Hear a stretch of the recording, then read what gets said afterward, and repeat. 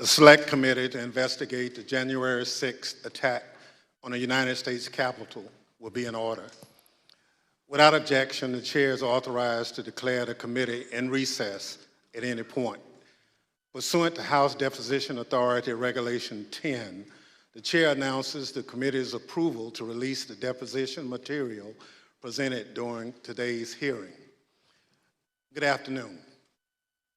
In our previous hearings, the Select Committee showed that then President Trump applied pressure at every level of government, from local election workers up to his own vice president, hoping public servants would give in to that pressure and help him steal an election he actually lost.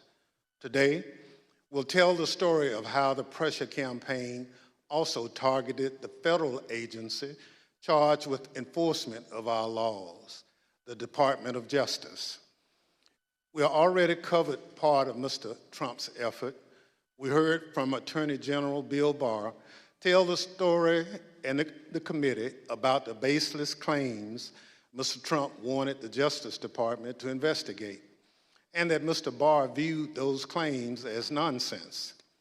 Today, we'll hear from Jeffrey Rosen, the person Mr. Trump appointed to run the Justice Department after Attorney General Barr resigned. We'll hear from other senior Justice Department officials also. Together, these public servants resisted Mr. Trump's effort to misuse the Justice Department as part of his plan to hold on to power. And we will show that Trump's demands that the department investigate baseless claims of election fraud continued into January 2021. But Donald Trump didn't just want the Justice Department to investigate. He wanted the Justice Department to help legitimize his lies, to basically call the election corrupt, to appoint a special counsel to investigate alleged election fraud, to send a letter to 6 state legislatures urging them to consider altering the election results. And when these and other efforts failed, Donald Trump sought to replace Mr. Rosen, the acting Attorney General, with a lawyer who he believed would inappropriately put the full weight of the Justice Department behind the effort to overturn the election. Let's think about what that means. Wherever you live in the United States, there's probably a local government executive, a mayor, or a county commissioner. There's also an official responsible for enforcing the laws, a district attorney or a local prosecutor. Imagine if your mayor lost a re-election bid, but instead of conceding the race, they picked up the phone, called the district attorney, and said, I want you to say this election was stolen. I want you to tell the Board of Elections not to certify the results. That's essentially what Donald Trump was trying to do with the election for President of the United States. It was a brazen attempt to use the Justice Department to advance the president's personal political agenda. Today, my colleague from Illinois, Mr. Kinzinger, and other witnesses will walk through the Select Committee's findings on these matters. But first, I recognize our distinguished Vice Chair, Ms. Cheney of Wyoming, for any opening statement she's care to offer. Thank you very much, Mr. Chairman. At this point, our committee has just begun to show America the evidence that we have gathered. There is much more to come, both in our hearings and in our report. But I'd like to take just a moment to put everything we've seen in context. We have already seen how President Trump falsely declared victory on November 3rd, 2020, how he and his team launched a fraudulent media campaign that persuaded tens of millions of Americans that the election was stolen from him. Donald Trump intentionally ran false ads on television and social media, featuring allegations that his advisors and his Justice Department repeatedly told him were untrue. We have also seen how Donald Trump launched a fraudulent fundraising campaign that raised hundreds of millions of dollars again, based on those same false election fraud allegations. We have seen how President Trump and his allies corruptly attempted to pressure Vice President Pence to refuse to count lawful electoral votes and obstruct Congress's proceedings on January 6th, and how he provoked a violent mob to pursue the Vice President and others in our Capitol. We have seen how the President oversaw and personally participated in an effort in multiple states to vilify, threaten, and pressure election officials, and to use false allegations to pressure state legislators to change the outcome of the election.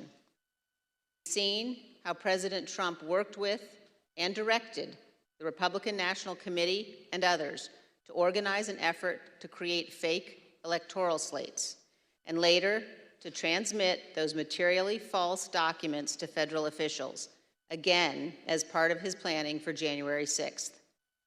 We have seen how President Trump persuaded tens of thousands of his supporters to travel to Washington, D.C. for January 6th.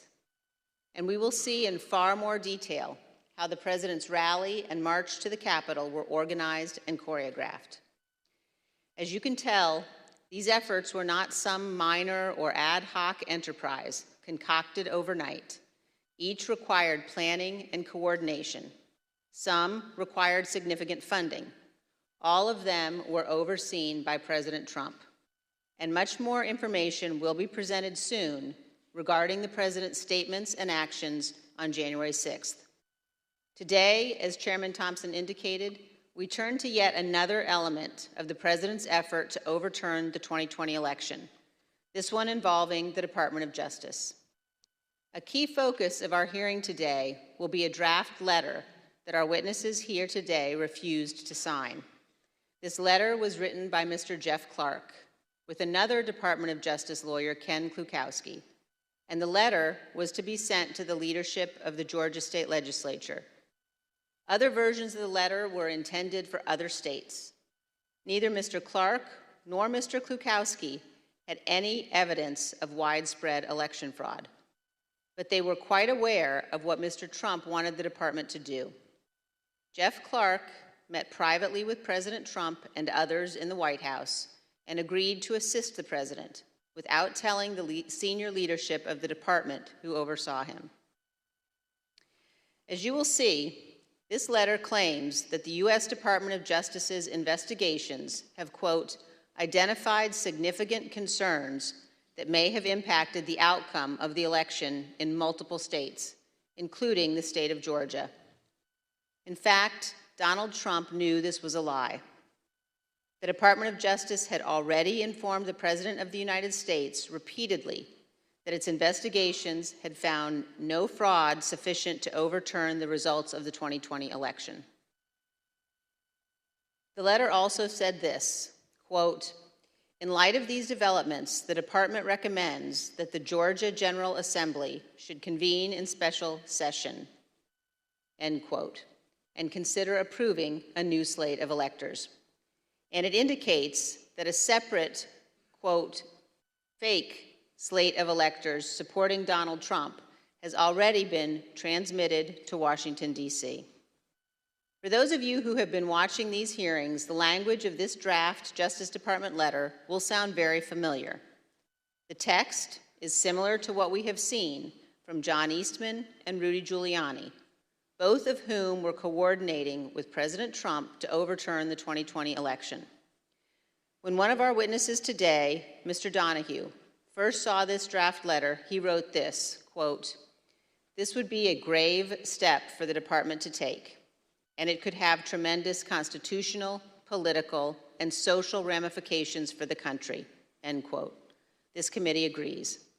Had this letter been released on official Department of Justice letterhead, it would have falsely informed all Americans, including those who might be inclined to come to Washington on January 6th, that President Trump's election fraud allegations were likely very real. Here is another observation about this letter. Look at the signature line. It was written by Jeff Clark and Mr. Klukowski, not just for Clark's signature, but also for our witnesses today, Jeff Rosen and Richard Donoghue. When it became clear that neither Mr. Rosen nor Mr. Donoghue would sign this letter, President Trump's plan necessarily changed. As you will hear today, Donald Trump offered Mr. Clark the job of acting Attorney General, replacing Mr. Rosen, with the understanding that Clark would send this letter to Georgia and other states and take other actions the President requested. One other point. Millions of Americans have seen the testimony of Attorney General Barr before this committee. At one point in his deposition, the former Attorney General was asked why he authorized the Department of Justice to investigate fraud in the 2020 election at all. Why not just follow the regular course of action and let the investigations occur much later in time, after January 6th? Here's what he said. Felt the responsible thing to do was to be in a position to have a view as to whether or not there was fraud. And frankly, I think the fact that I put myself in the position that I could say that we had looked at this and didn't think there was fraud was really important to moving things forward. And I sort of shudder to think what the situation would have been if the position of the department was, we're not even looking at this until after Biden's in office. I'm not sure we would have had a transition at all. I want to thank each of our witnesses before us today for your role in addressing and rebutting the false allegations of fraud at the root of January 6th. And thank you for standing up for the Constitution and for the rule of law. Of course, not all public officials behaved in the honorable way our witnesses did. At the close of today's hearing, we will see video testimony by 3 members of Donald Trump's White House staff. They will identify certain of the members of Congress who contacted the White House after January 6th to seek presidential pardons for their conduct. Thank you, Mr. Chairman. I yield back. Without objection, the chair recognizes the gentleman from Illinois, Mr. Kinzinger, for an opening statement. Thank you. Thank you, Mr. Chairman, and thank you to our witnesses for being here. I'd like to start with a personal story. So in May of 2009, I returned from service in Iraq and I announced my intention to run for Congress.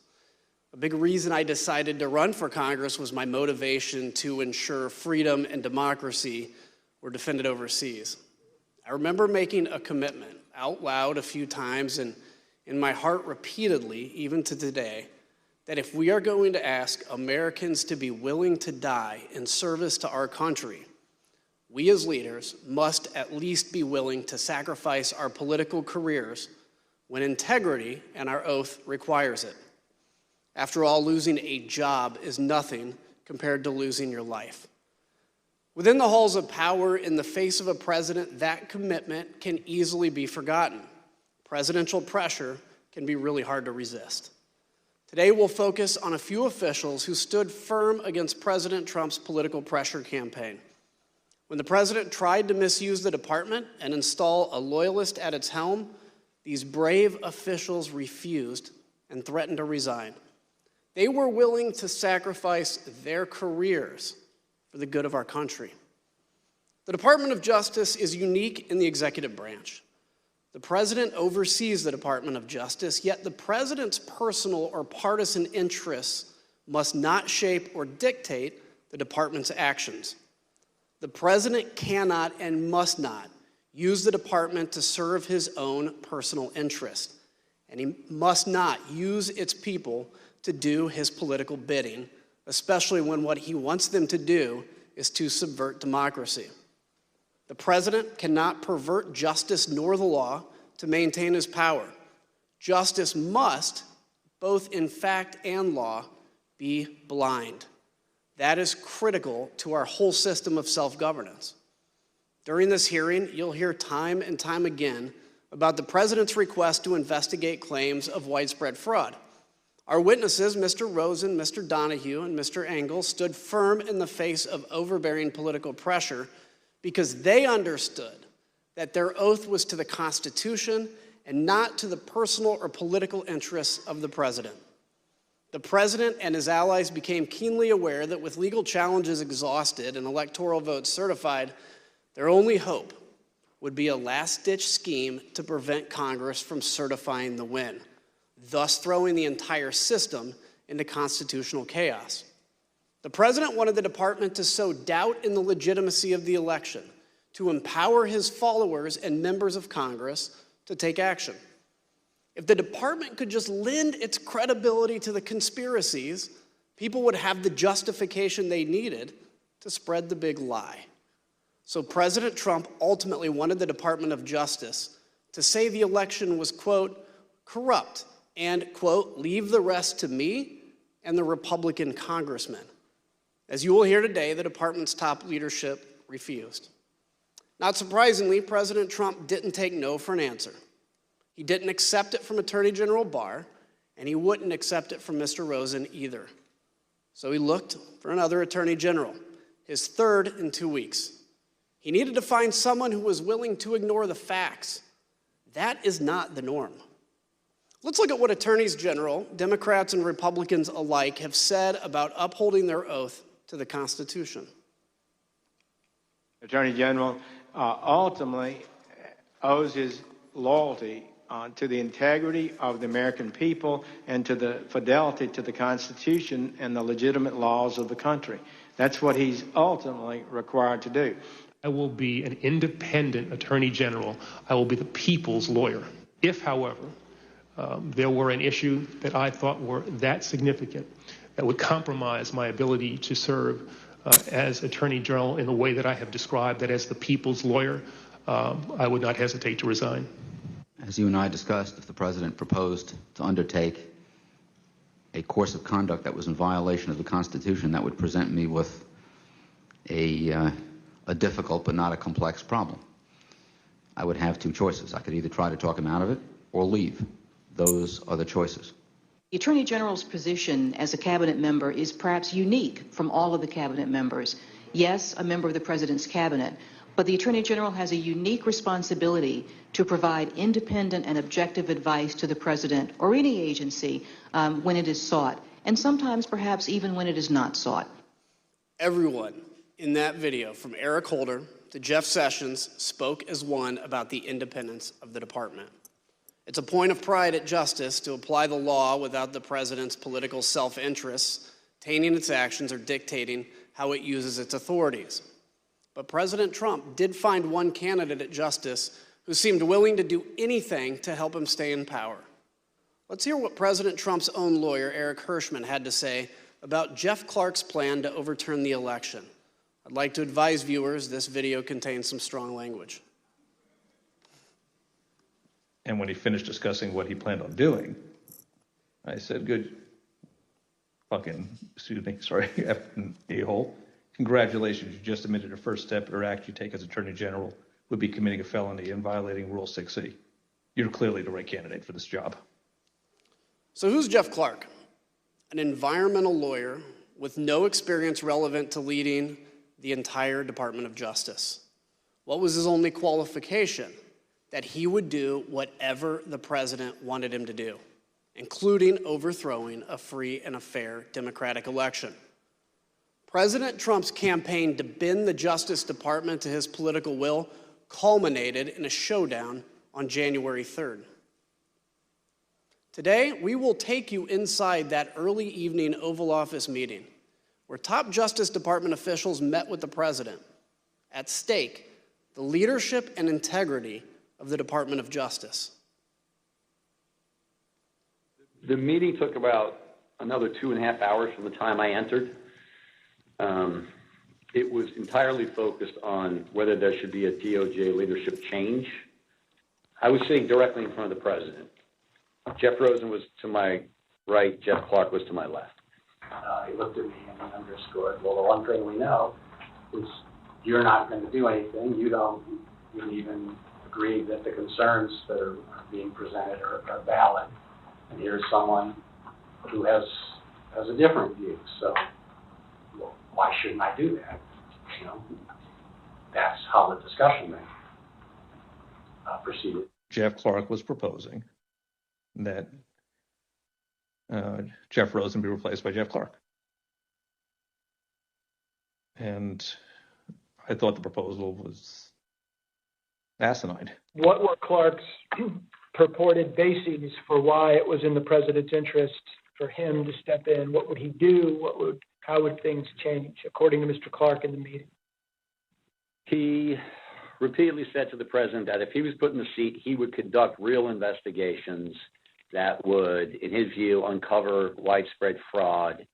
He would send out the letter that he had drafted, and that this was a last opportunity to sort of set things straight with this defective election, and that he could do it, and he had the intelligence and the will and the desire to pursue these matters in the way that the president thought most appropriate. And he was making a pitch, and every time he would get clobbered over the head, he would say, like a call to order. The president's your decision. You get the chance to make this decision, and you've heard everybody, and you can make your determination. And then we jump back in, and really clobber him. I made the point that Jeff Clark is not even competent to serve as the Attorney General. He's never been a criminal attorney. He's never conducted a criminal investigation in his life. He's never been in front of a grand jury, much less a trial jury. And he kind of retorted by saying, well, I've done a lot of very complicated appeals and civil litigation, environmental litigation, and things like that. And I said, that's right, you're an environmental lawyer. How about you go back to your office and we'll call you when there's an oil spill. And Pat Cipollone weighed in at one point, I remember saying, that letter that this guy wants to send, that letter is a murder-suicide pact. It's going to damage everyone who touches it. And we should have nothing to do with that letter. I don't ever want to see that letter again. And so we went along those lines. I thought Jeff's proposal, Clark's proposal, was nuts. I mean, as the guy said at a certain point, listen, the best I can tell is the only thing you know about environmental and elections challenges is they both start with E.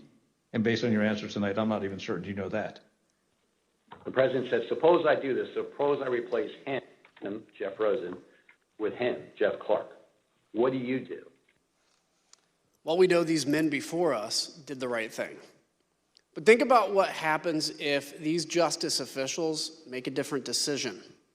What happens if they bow to the pressure? What would that do to us as a democracy, as a nation? Imagine a future where the president could screen applicants to the Justice Department with one question. Are you loyal to me or to the Constitution?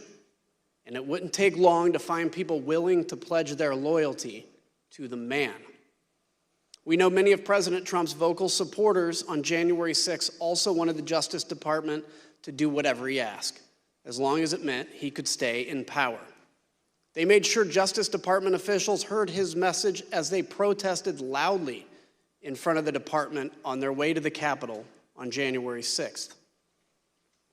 Do your job! Do your job! Do your job! Do your job! Do your job! Live in D.C., we're marching to the Capitol. We are at the Department of Justice right now telling these cowards to do their job. We're going to take the Capitol.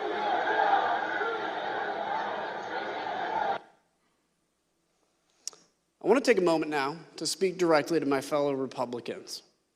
Imagine the country's top prosecutor with the power to open investigations, subpoena, charge crimes, and seek imprisonment.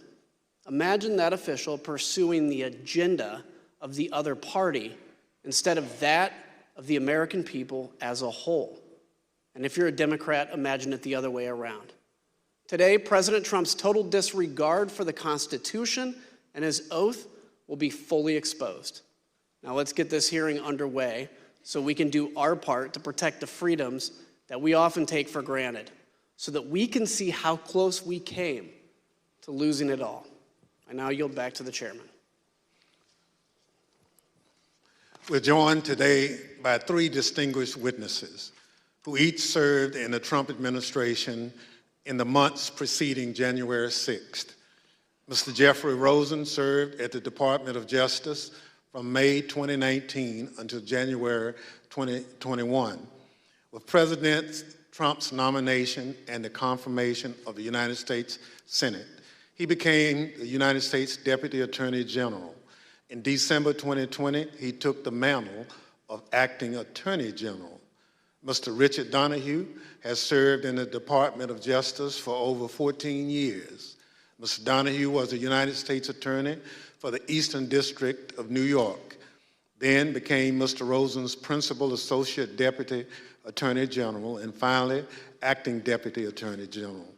Mr. Donoghue also served more than 20 years in the United States military, including the 82nd Airborne and the Judge Advocates General Corps. We are also joined by Mr. Stephen Engel, the former Assistant Attorney General for the Office of Legal Counsel. He was nominated by the former president and confirmed by the Senate during the Trump administration. He served from November 2017 to January 2021 and has now returned to private practice. I will now swear in our witnesses. The witnesses will please stand and raise their right hands. Do you swear unaffirmed under penalty of perjury that the testimony you're about to give is the truth, the whole truth, and nothing but the truth, so help you God? Thank you. You may be seated. Let the record reflect the witnesses all answered in the affirmative. I now recognize myself for questions. First of all, gentlemen, thank you for being here today.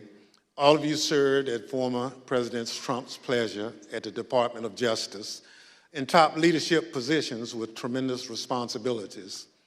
Former Attorney General Bill Barr told the Select Committee that before he left the department in December 2020, he told President Trump on at least 3 occasions there was no evidence of widespread election fraud that would have changed the results of the presidential election, and refuted numerous specific claims of election fraud the president was making.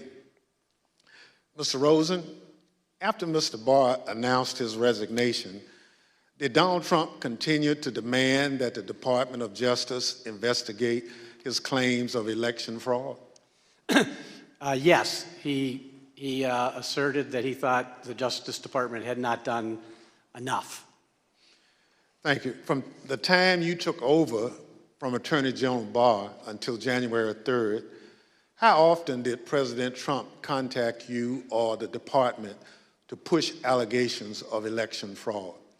So between December 23rd and January 3rd, the president either called me or met with me virtually every day, with 1 or 2 exceptions like Christmas Day. And before that, because I had been announced that I would become the acting attorney general before the date I actually did, the president had asked that Rich Donoghue and I go over and meet with him, I believe on December 15th as well. So after you had some of these meetings and conversations with the president, what things did the president raise with you? So the common element of all of this was the president expressing his dissatisfaction that the Justice Department, in his view, had not done enough to investigate election fraud. But at different junctures, other topics came up at different intervals. So at one point, he had raised the question of having a special counsel for election fraud. At a number of points, he raised requests that I meet with his campaign counsel, Mr. Giuliani. At one point, he raised the whether the Justice Department would file a lawsuit in the Supreme Court. At a couple of junctures, there were questions about making public statements or about holding a press conference. One of the later junctures was this issue of sending a letter to state legislatures in Georgia or other states. And so there were different things raised at different parts of, or different intervals, with the common theme being his dissatisfaction about what the Justice Department had done to investigate election fraud. I will say that the Justice Department declined all of those requests that I was just referencing because we did not think that they were appropriate based on the facts and the law as we understood them. Thank you. So, Mr. Donoghue, on December 15th, the day after Attorney General Barr announced his resignation, the President summoned you and Mr. Rosen to the White House. At this meeting with the President, what did he want to discuss? There were a number of topics of discussion that day, Mr. Chairman. Much of the conversation focused on a report that had been recently released relating to Antrim County in Michigan. I believe on December 13th, an organization called the Allied Security Group issued a report that alleged that the Dominion voting machines in that county had a 68% error rate. The report was widely covered in the media. We were aware of it. We obtained a copy of it on the 14th of December, the day prior. We circulated to the U.S. attorneys in Michigan for their awareness. And we had a number of discussions internally, but the conversation with the President on that day, the 15th, was largely focused on that. And he was essentially saying, have you seen this report? He was adamant that the report must be accurate, that it proved that the election was defective, that he in fact won the election, and the department should be using that report to basically tell the American people that the results were not trustworthy. And he went on to other theories as well, but the bulk of that conversation on December 15th focused on Antrim County, Michigan, and the ASOG report. Thank you. Mr. Engel, we know that Attorney General Barr announced on December 1st, 2020, that the Department of Justice had found no evidence of widespread fraud that could have changed the outcome of the election. So from December 1st, 2020 until today, as you sit here, have you ever doubted that top line conclusion? No, I've never had any reason to doubt Attorney General Barr's conclusion. Thank you. Pursuant to Section 5C8 of House Resolution 503, the chair now recognizes the gentleman from Illinois, Mr. Kinzinger, for questions. Thank you, Mr. Chairman. In the weeks leading to January 6th, the Department of Justice was fielding almost daily requests from the President to investigate claims of election fraud. Each claim was refuted time and time again, an effort Attorney General Barr described as whack-a-mole. When each of the President's efforts failed, he resorted to installing a new Attorney General to say the election was illegal and corrupt, simply so he could stay in power. President Trump started leaning on the Justice Department the first chance he got. On November 29th, his first television interview after the election. Where is the DOJ and the FBI in all of this, Mr. President? You have laid out some serious charges here. Shouldn't this be something that the FBI is investigating? Are they? Missing in action. Is the DOJ investigating? Missing in action. Can't tell you where they are. Republican congressmen echoed the President just 2 days later. They wrote a letter to Attorney General Barr laying into the Justice Department for a, quote, shocking lack of action in investigating the claims of election fraud. That same day, Attorney General Barr stated publicly that President Trump's claims had no merit. Ignoring the top law enforcement officer in the country, Republican congressmen amplified the stolen election message to the American public. Let's listen. And so there's widespread evidence of fraud because people haven't done their jobs. Durham and Barr will deserve a big notation in history when it's written of the rise and fall of the United States if they don't clean up this mess, clean up the fraud, do your jobs, and save this little experiment in self-government. Again, I join my colleagues in calling on Attorney General Barr to immediately let us know what he's doing. We're already working on challenging the certified electors. And now what about the courts? How pathetic are the courts? January 6th, I'm joining with the fighters in the Congress, and we are going to object to electors from states that didn't run clean elections. Democracy is left undefended if we accept the result of a stolen election without fighting with every bit of vigor we can muster. The ultimate date of significance is January 6th. This is how the process works. The ultimate arbiter here, the ultimate check and balance is the United States Congress. And when something is done in an unconstitutional fashion, which happened in several of these states, we have a duty to step forward and have this debate and have this vote on the 6th of January. Today is the day American patriots start taking down names and kicking ass. Mr. Donoghue, on December 27th, you had a 90-minute conversation with the president where he raised false claim after false claim with you and Mr. Rosen. How did you respond to what you called a, quote, stream of allegations? The December 27th conversation was, in my mind, an escalation of the earlier conversations. As the former acting AG indicated, there were a lot of communications that preceded that. As we got later in the month of December, the president's entreaties became more urgent. He became more adamant that we weren't doing our job. We need to step up and do our job.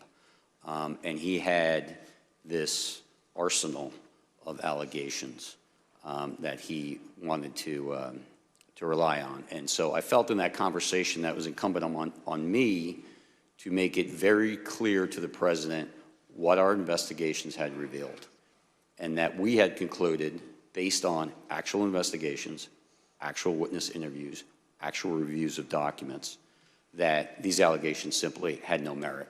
And I wanted to try to cut through the noise, because it was clear to us that there were a lot of people whispering in his ear, feeding him these conspiracy theories and allegations. And I felt that being very blunt in that conversation might help make it clear to the president that these allegations were simply not true. And so as he went through them in what for me was a 90-minute conversation or so, and what for the former acting AG was a 2-hour conversation, as the president went through them, I went piece by piece to say, no, that's false, that is not true, and to correct him really in a serial fashion as he moved from one theory to another. Can you give me an example of one or two of those theories? So one that was very clear at that point was the Antrim County, the ASOG report that I mentioned earlier. The Allied Security Operations Group released this report that's at 68% error rate. There was, in fact, in Antrim County, a hand recount. Had nothing to do with the department. The department did not request that. That was pursuant to litigation brought by other parties. But there was a hand recount. So they were able to compare the hand recount to what the machines had reported. And for the ballots that were actually counted by the machine, more than 15,000, there was one error, one ballot. And I did a quick calculation and came up with 0.0063% error rate, which is well within tolerance. And so I made it very clear to the president, because he was so fixated on the ASOG report in the December 15th conversation, that in fact, our investigation revealed that the error rate was 0.0063%. So that, Mr. President's example of what people are telling you that is not true, and that you cannot and should not be relying on. So that was one very explicit one, and I think you see that reflected in my notes. We went through a series of others. The truck driver who claimed to have moved an entire tractor-trailer of ballots from New York to Pennsylvania, that was also incorrect. We did an investigation where the FBI interviewed witnesses at the front end and the back end of that trailer's transit from New York to Pennsylvania. We looked at loading manifests. We interviewed witnesses, including, of course, the driver, and we knew it wasn't true. Whether the driver believed it or not was never clear to me, but it was just not true. So that was another one that I tried to educate the president on. There were a series of others, mostly in swing states. Of course, he wanted to talk a great deal about Georgia, the State Farm Arena video, which he believed, for various reasons, was, as he said it, fraud staring you right in the face. Were any of the allegations he brought up found credible? Did you find any of them credible? No. So during this conversation, did you take handwritten notes directly quoting the president? I did, and to make it clear, Attorney General Rosen called me on my government cell phone, said he'd been on the phone with the president for some time. The president had a lot of these allegations. I was better versed in what the department had done just because I had closer contact with the investigations, and The AG asked me to get on the call. Of course, I agreed. And I began taking notes only because at the outset the president made an allegation I had not heard. I had heard many of these things. I knew many of them were investigated. But when the president, at least when I came to the conversation, when he began speaking, he brought up an allegation I was completely unaware of. And of course that concerned us. So I simply reached out and grabbed a notepad off my wife's nightstand and a pen, and I started jotting it down. That had to do with an allegation that more than 200,000 votes were certified in the state of Pennsylvania that were not actually cast. Sometimes the president would say it was 205, sometimes he would say it was 250, but I'd not heard this before, and I wanted to get the allegation down clearly so that we can look into it if appropriate, and that's why I started taking those notes, and then as the conversation continued, I just continued to take the notes. Let's take a look at the notes, if we could right now. As we can see on the screen, you actually quote President Trump asking, "Where's DOJ?" just like we heard him say in his first television interview. How did you respond to that? So both the acting AG and I tried to explain to the president on this occasion and on several other occasions that the Justice Department has a very important, very specific, but very limited role in these elections. States run their elections. We are not quality control for the states. We are obviously interested in and have a mission that relates to criminal conduct in relation to federal elections. We also have related civil rights responsibilities, so we do have an important role. But the bottom line was, if a state ran their election in such a way that it was defective, that is to the state or Congress to correct. It is not for the Justice Department to step in. And I certainly understood the president as a layman, not understanding why the Justice Department didn't have at least a civil role to step in and bring suit on behalf of the American people.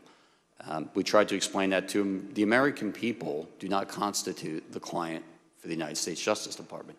The one and only client of the United States Justice Department is the United States government. And the United States government does not have standing, as we were repeatedly told by our internal teams, OLC led by Steve Engel, as well as the Office of the Solicitor General, researched it and gave us thorough, clear opinions that we simply did not have standing. And we tried to explain that to the president on numerous occasions. Let's take a look at another one of your notes. You also noted that Mr. Rosen said to Mr. Trump, quote, "DOJ can't and won't snap its fingers and change the outcome of the election." How did the president respond to that, sir? He responded very quickly and said, essentially, that's not what I'm asking you to do. What I'm just asking you to do is just say it was corrupt and leave the rest to me and the Republican congressman. So let's now put up the notes where you quote the president. As you're speaking to that, he said, the president said, "Just say the election was corrupt and leave the rest to me and the Republican congressman."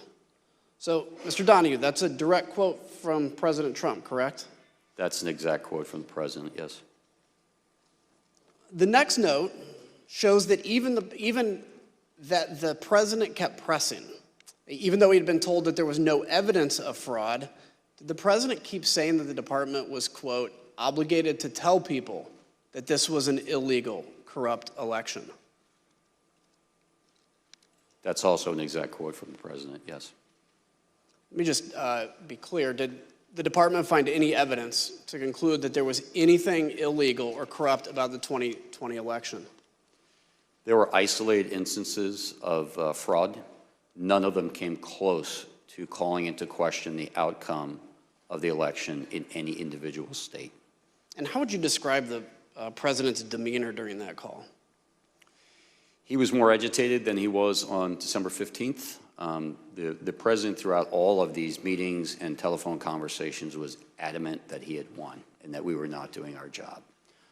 But it did escalate over time until ultimately the meeting on January 3rd, which was sort of the most extreme of the meetings and conversations. So I want to make sure we don't gloss this over.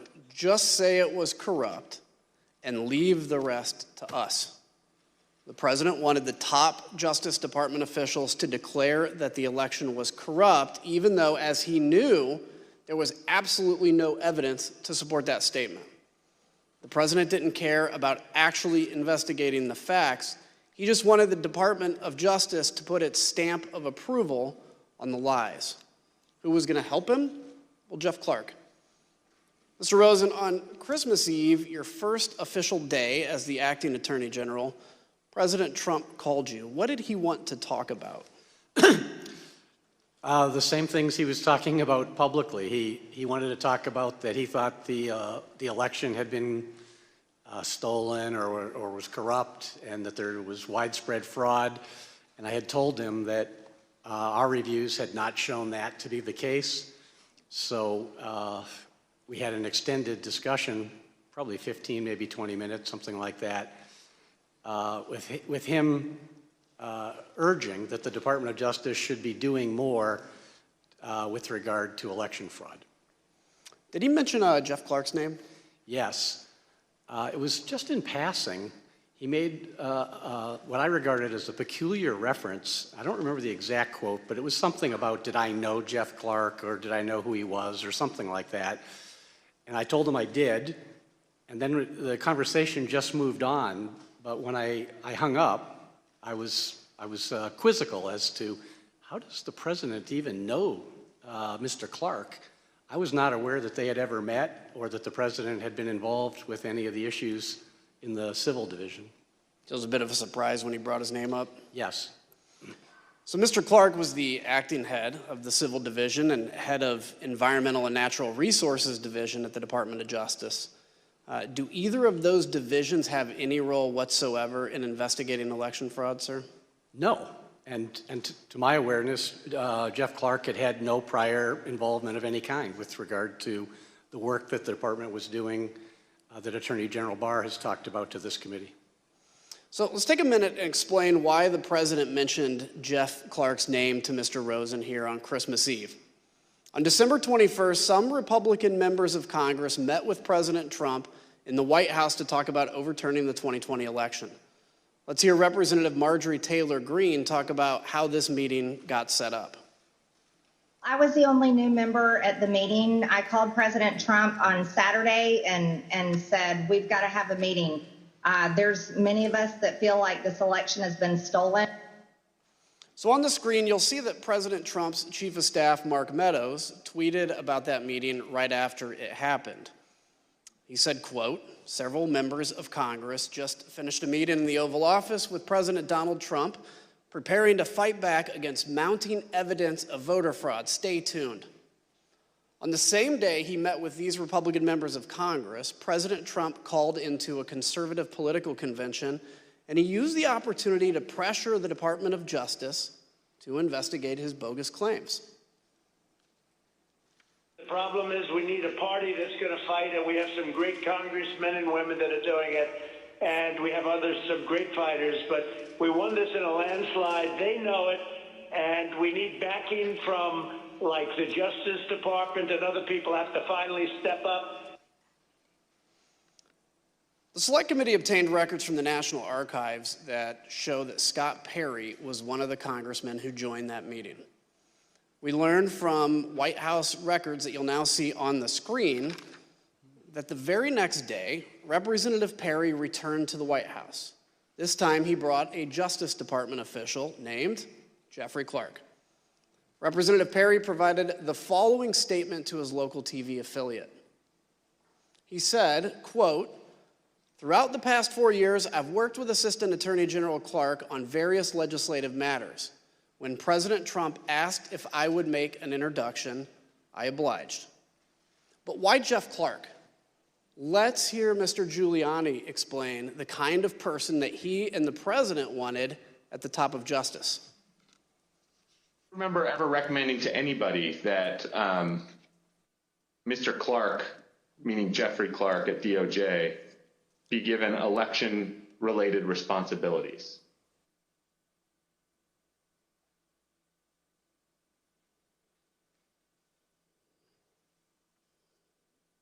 You mean beyond the president? Correct.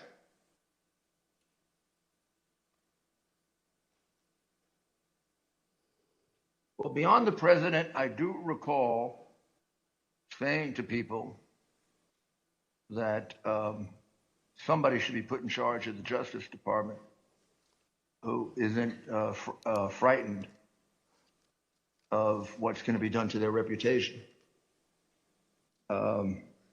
Because judgment was filled with people like that. Should put somebody that's not frightened of what's going to be done to their reputation. Mr. Donoghue, when you told the president that you wouldn't pursue baseless claims of fraud, was it because you were worried about your reputation? No, not at all.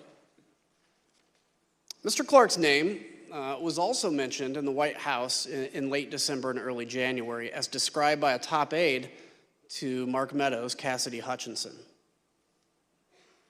Was it your understanding that Representative Perry was pushing for a specific person to take over the department? He wanted Mr. Jeff Clark to take over the Department of Justice. Mr. Rosen, after your call with President Trump on December 24th, you spoke with Mr. Clark on December 26th about his contact with the president. Can you tell us about that conversation? Yes. Because I had been quizzical about why his name had come up, I called him and I tried to explore if he would share if there was something I ought to know. And after some back and forth, he acknowledged that shortly before Christmas, he had gone to a meeting in the Oval Office with the president. That, of course, surprised me. And I asked him, how did that happen?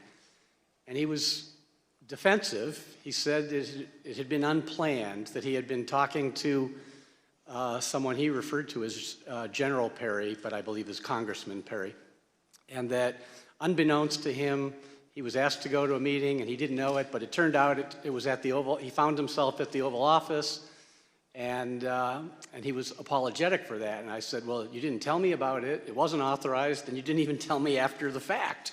You know, this is not appropriate. But he was contrite and said it had been inadvertent and it would not happen again, and that if anyone asked him to go to such a meeting, he would notify Rich Donoghue and me. Is there a policy that governs who can have contact directly with the White House? Yes.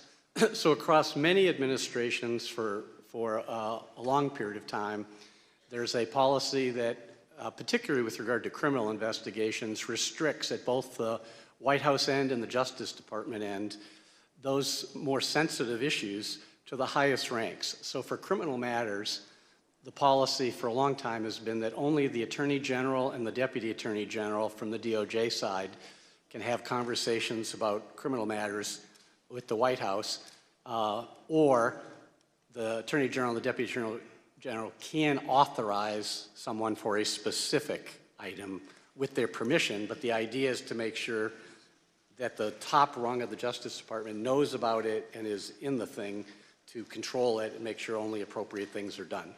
Mr. Engel, from your perspective, why is it important to have a policy like Mr. Rosen just discussed? Well, it's critical that the Department of Justice conducts its criminal investigations free from either the reality or any appearance of political interference. And so people can get in trouble if people at the White House are speaking with people at the department. And that's why the purpose of these policies is to keep these communications as infrequent and at the highest levels as possible, just to make sure that people who are less careful about it, who don't really understand these implications, such as Mr. Clark, don't run afoul of those contact policies. Thank you. So the Select Committee conducted an informal interview with the White House counsel, Pat Cipollone, and his deputy, Pat Philbin, about their contact with Mr. Clark, though neither has yet agreed to sit for transcribed and videotaped interviews. But Pat Cipollone told the Select Committee that he intervened when he heard Mr. Clark was meeting with the president about legal matters without his knowledge, which was strictly against White House policy. Mr. Cipollone and Mr. Philbin, like Mr. Rosen, told Mr. Clark to stand down, and he didn't. On the same day, Acting Attorney General Rosen told Mr. Clark to stop talking to the White House, Representative Perry was urging Chief of Staff Mark Meadows to elevate Clark within the Department of Justice. You can now see on the screen behind me a series of texts between Representative Perry and Mr. Meadows. They show that Representative Perry requested that Mr. Clark be elevated within the department. Representative Perry tells Mr. Meadows on December 26th that, quote, Mark, just checking in as time continues to count down. 11 days to January 6th and 25 days to inauguration. We've got to get going. Representative Perry followed up and says, quote, Mark, you should call Jeff. I just got off the phone with him, and he explained to me why the principal deputy won't work, especially with the FBI. They will view it as not having the authority to enforce what needs to be done. Mr. Meadows responds with, I got it. I think I understand. Let me work on the deputy position. Representative Perry then texts, Roger, just sent you something on Signal. Just sent you an updated file. Did you call Jeff Clark? Mr. Donoghue, Representative Perry called you the next day on December 27th. Who told him to call you? My understanding is the president did at the outset of the call. Congressman Perry told me that he was calling at the behest of the president. What did he want to talk about? He wanted to talk about Pennsylvania in particular. He gave me some background about, why he in particular doesn't trust the FBI and why the American people don't necessarily trust the FBI. And then he went into some allegations specific to Pennsylvania, which included, amongst others, this allegation that the Secretary of State had certified more votes than were actually cast. Did you direct the local U.S. Attorney's Office to investigate that claim? So Mr. Perry said that he had a great deal of information, that investigations had been done, that there was some sort of forensic type report that would be helpful to me. And I didn't know Congressman Perry. I'd never heard of him before this conversation, but I said, sir, if you've got something that you think is relevant to what the Justice Department's mission is, you should feel free to send it to me. And he did. And I was en route from New York to Washington. I got it. I looked at it on my iPhone. Obviously, I couldn't read the whole thing in transit like that, but I looked at it to get a feel for what it was, and then I forwarded it to the United States Attorney for the Western District of Pennsylvania. Did they get back to you? What did they conclude?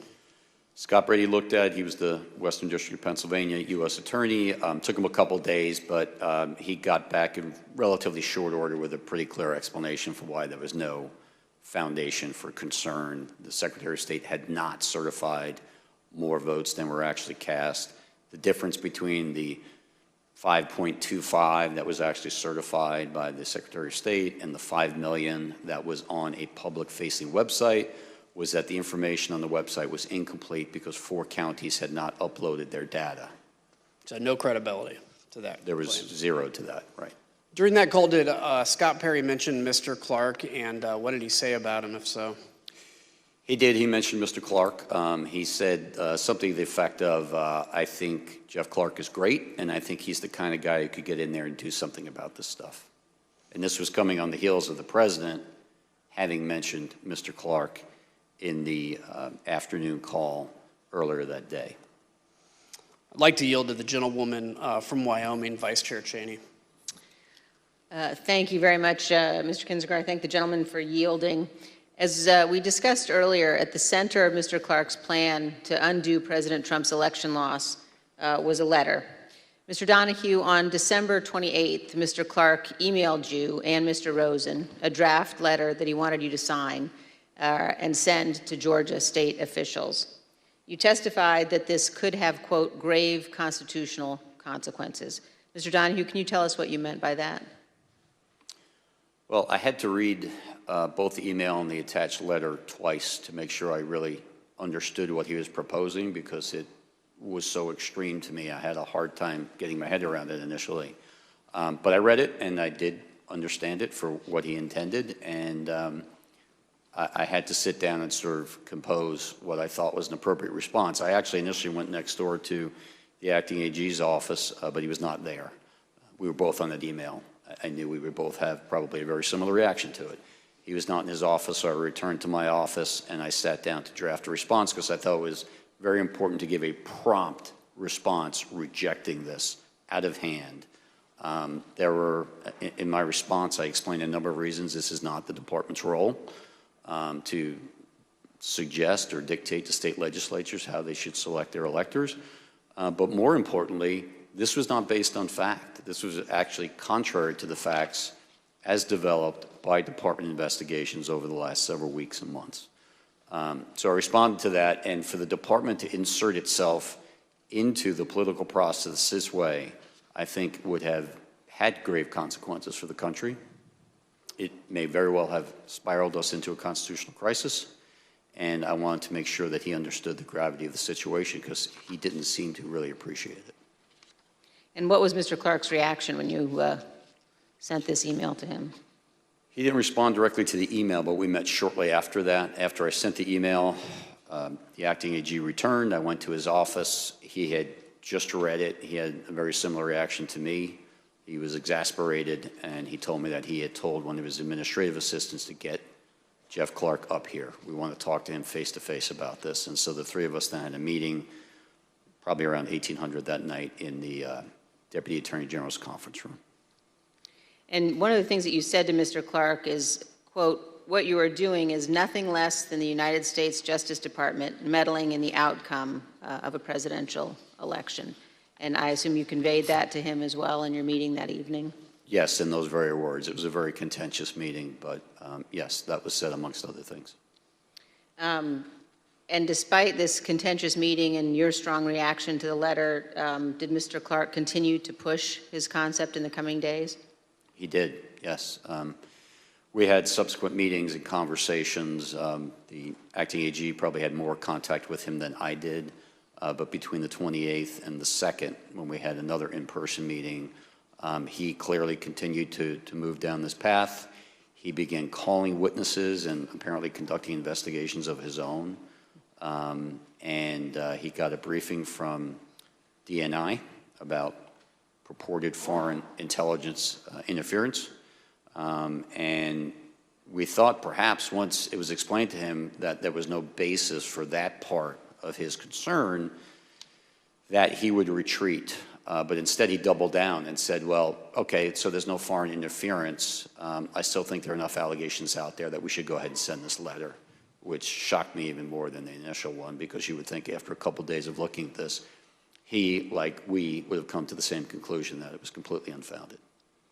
And when you learned that he had been calling witnesses and conducting investigations on his own, did you confront him? Yes. And what was his reaction?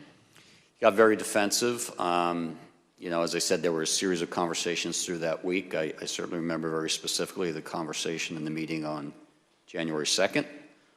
That got even more confrontational, but he was defensive and, similar to his earlier reaction when I said this is nothing less than Justice Department meddling in an election, his reaction was, I think a lot of people have meddled in this election. And so he kind of clung to that and then spewed out some of these theories, some of which we'd heard from the president, but others which were floating around the internet and media, and just kept insisting that the department needed to act and needed to send those letters.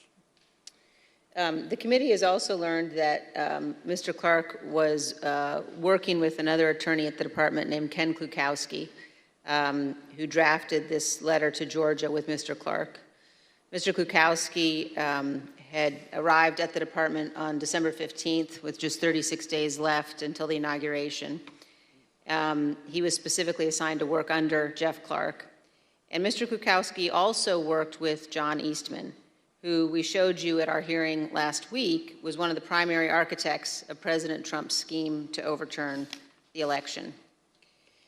The Georgia letter that we've been discussing specifically talks about some of Dr. Eastman's theories, including, quote, the purpose of the special session the department recommends would be for the General Assembly to determine whether the election failed to make a proper and valid choice between the candidates, such that the General Assembly could take whatever action is necessary to ensure that one of the slates of electors cast on December 14th will be accepted by Congress on January 6th. The committee has also learned that the relationship between Dr. Eastman and Mr. Klukowski persisted after Mr. Klukowski joined the Justice Department. Let's take a look at an email recommending that Mr. Klukowski and Dr. Eastman brief Vice President Pence and his staff. Other recipients of this email included the Chief of Staff to Congressman Louis Gohmert. And the email says, as stated last week, I believe the Vice President and his staff would benefit greatly from a briefing by John and Ken. As I also mentioned, we want to make sure we don't overexpose Ken given his new position.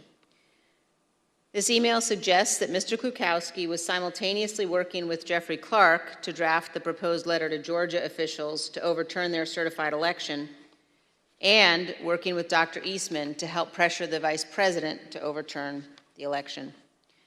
I want to thank all of our witnesses for being here today and for answering our questions about this letter and other issues. We asked Mr. Clark some of the same questions that we've asked you, and here's how he answered. Did you discuss this draft letter to Georgia officials with the President of the United States? Fifth, and executive privilege, again, just restated for the abundance of caution. Okay, if you look again at the draft letter, in the first paragraph, second sentence says, the department will update you as we are able on investigatory progress, but at this time we have identified significant concerns that may have impacted the outcome of the election in multiple states, including the state of Georgia. Isn't that, in fact, contrary to what Attorney General Barr had said on December 1st, 2020? Fifth. Mr. Chairman, I yield back. Mr. Chairman, I reserve. Pursuant to the order of the committee of today, the chair declares the committee in recess for a period of approximately 10 minutes.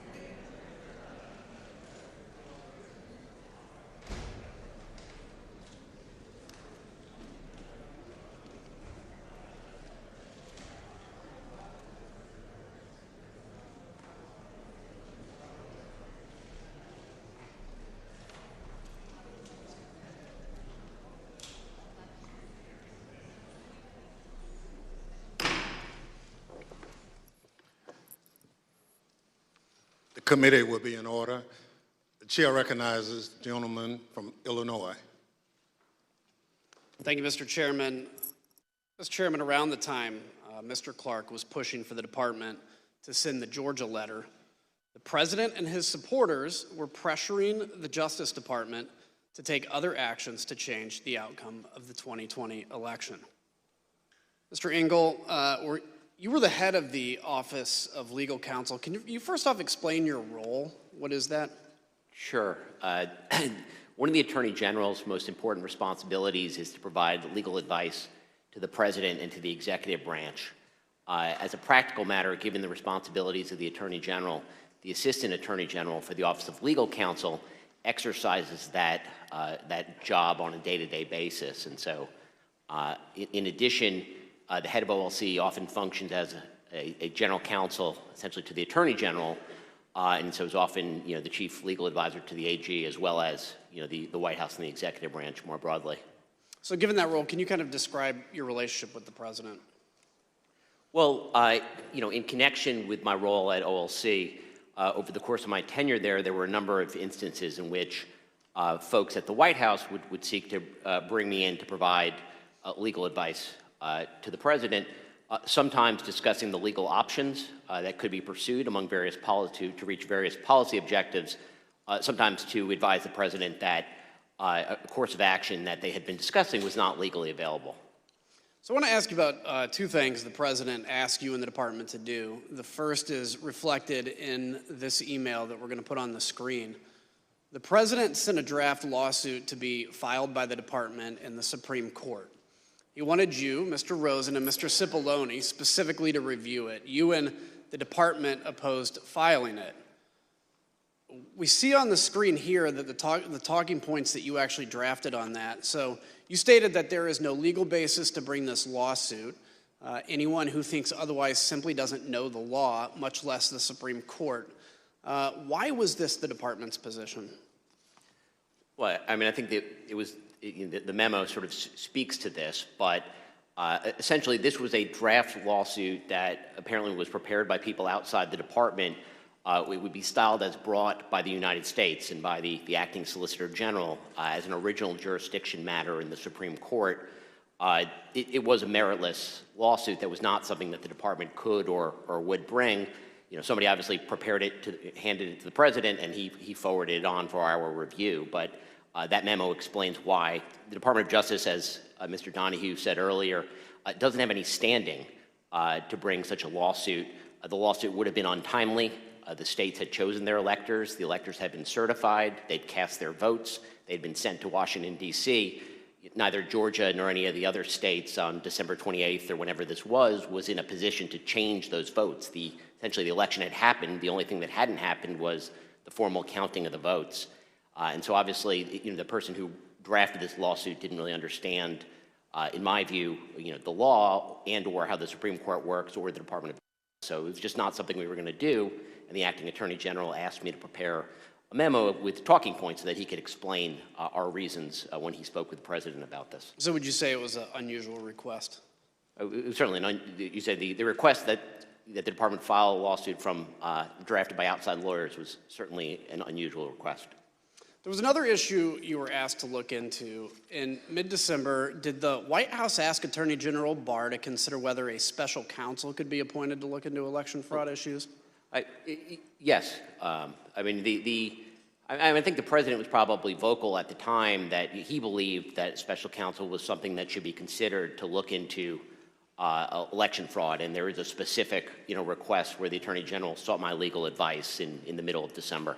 And what was your conclusion? What conclusion did you reach? So this request was whether the Attorney General could appoint as a special counsel a state Attorney General to conduct an investigation.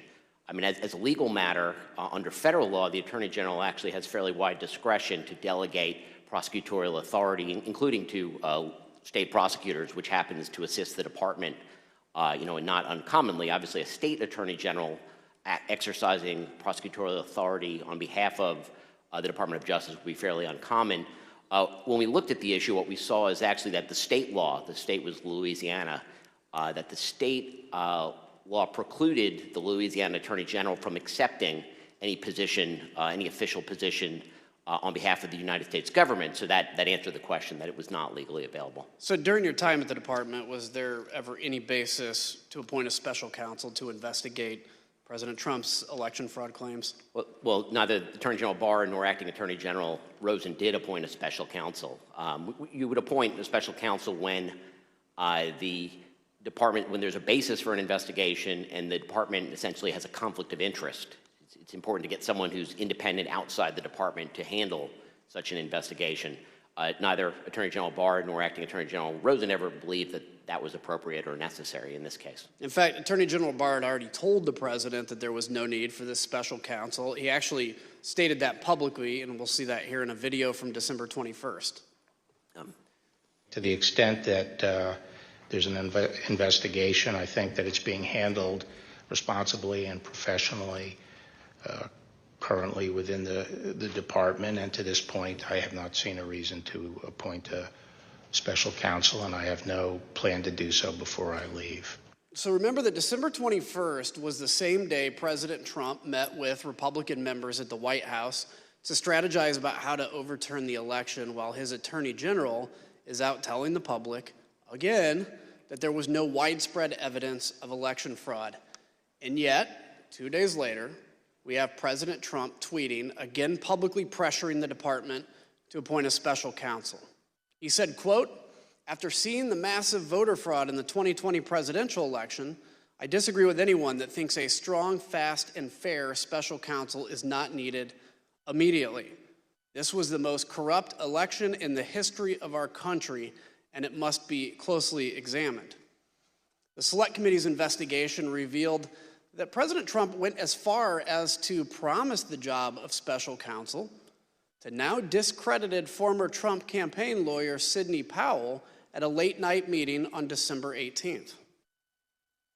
I know on Friday he had asked me to be special counsel to address the election issues and to collect evidence, and he was extremely frustrated with the lack of, I would call it, law enforcement by any of the government agencies that are supposed to act to protect the rule of law in our republic. So let's think here, what would a special counsel do? With only days to go until election certification, it wasn't to investigate anything. An investigation led by a special counsel would just create an illusion of legitimacy and provide fake cover for those who would want to object, including those who stormed the Capitol on January 6th. All of President Trump's plans for the Justice Department were being rebuffed by Mr. Rosen, Mr. Donoghue, Mr. Engel, and others. The president became desperate entering into the new year with January 6th fast approaching. President Trump rushed back early from Mar-a-Lago on December 31st and called an emergency meeting with the department's leadership. Here's Mr. Donoghue describing the last-minute meeting held at the White House on New Year's Eve. The president was a little more agitated than he had been on the meeting, in the meeting on the 15th. He discussed a variety of election matters. He did say, "This sounds like the kind of thing that would warrant appointment of a special counsel." There was a point at which the president said something about, "Why don't you guys seize machines?" Mr. Rosen, the president asked you to seize voting machines from state governments. What was your response to that request? We had seen nothing improper with regard to the voting machines, and I told them that the real experts at that had been at DHS, and they had briefed us that they had looked at it and that there was nothing wrong with the voting machines. And so that was not something that was appropriate to do. So there would be no factual basis to seize machines. Mr. Donoghue, I don't think there was legal authority either. Yeah, Mr. Donoghue, can you explain what the president did after he was told that the Justice Department would not seize voting machines? The president was very agitated by the acting attorney general's response, And to the extent that machines and the technology was being discussed, the acting Attorney General said that the DHS, Department of Homeland Security, has expertise in machines and certifying them and making sure that the states are operating them properly. And since DHS had been mentioned, the president yelled out to his secretary, "Get Ken Cuccinelli on the phone." And she did in very short order. Mr. Cuccinelli was on the phone. He was the number 2 at DHS at the time. I was on the speakerphone, and the president essentially said, "Ken, I'm sitting here with the acting Attorney General. He just told me it's your job to seize machines, and you're not doing your job." And Mr. Cuccinelli responded.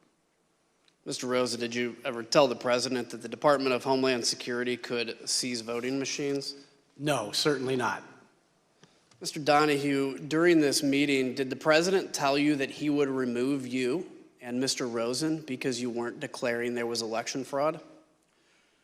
Toward the end of the meeting, the president, again, was getting very agitated, and he said, "People tell me I should just get rid of both of you. I should just remove you and make a change in the leadership, put Jeff Clark in, maybe something will finally get done."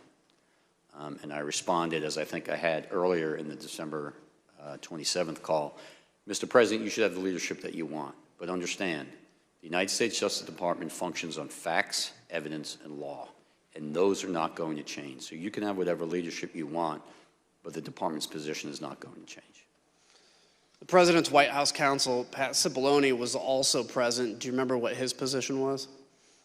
Pat was very supportive. Pat Cipollone, throughout these conversations, was extremely supportive of the Justice Department. He was consistent. I think he had an impossible job at that point, but he did it well, and he always sided with the Justice Department in these discussions. So let's pause for a second. It's New Year's Eve.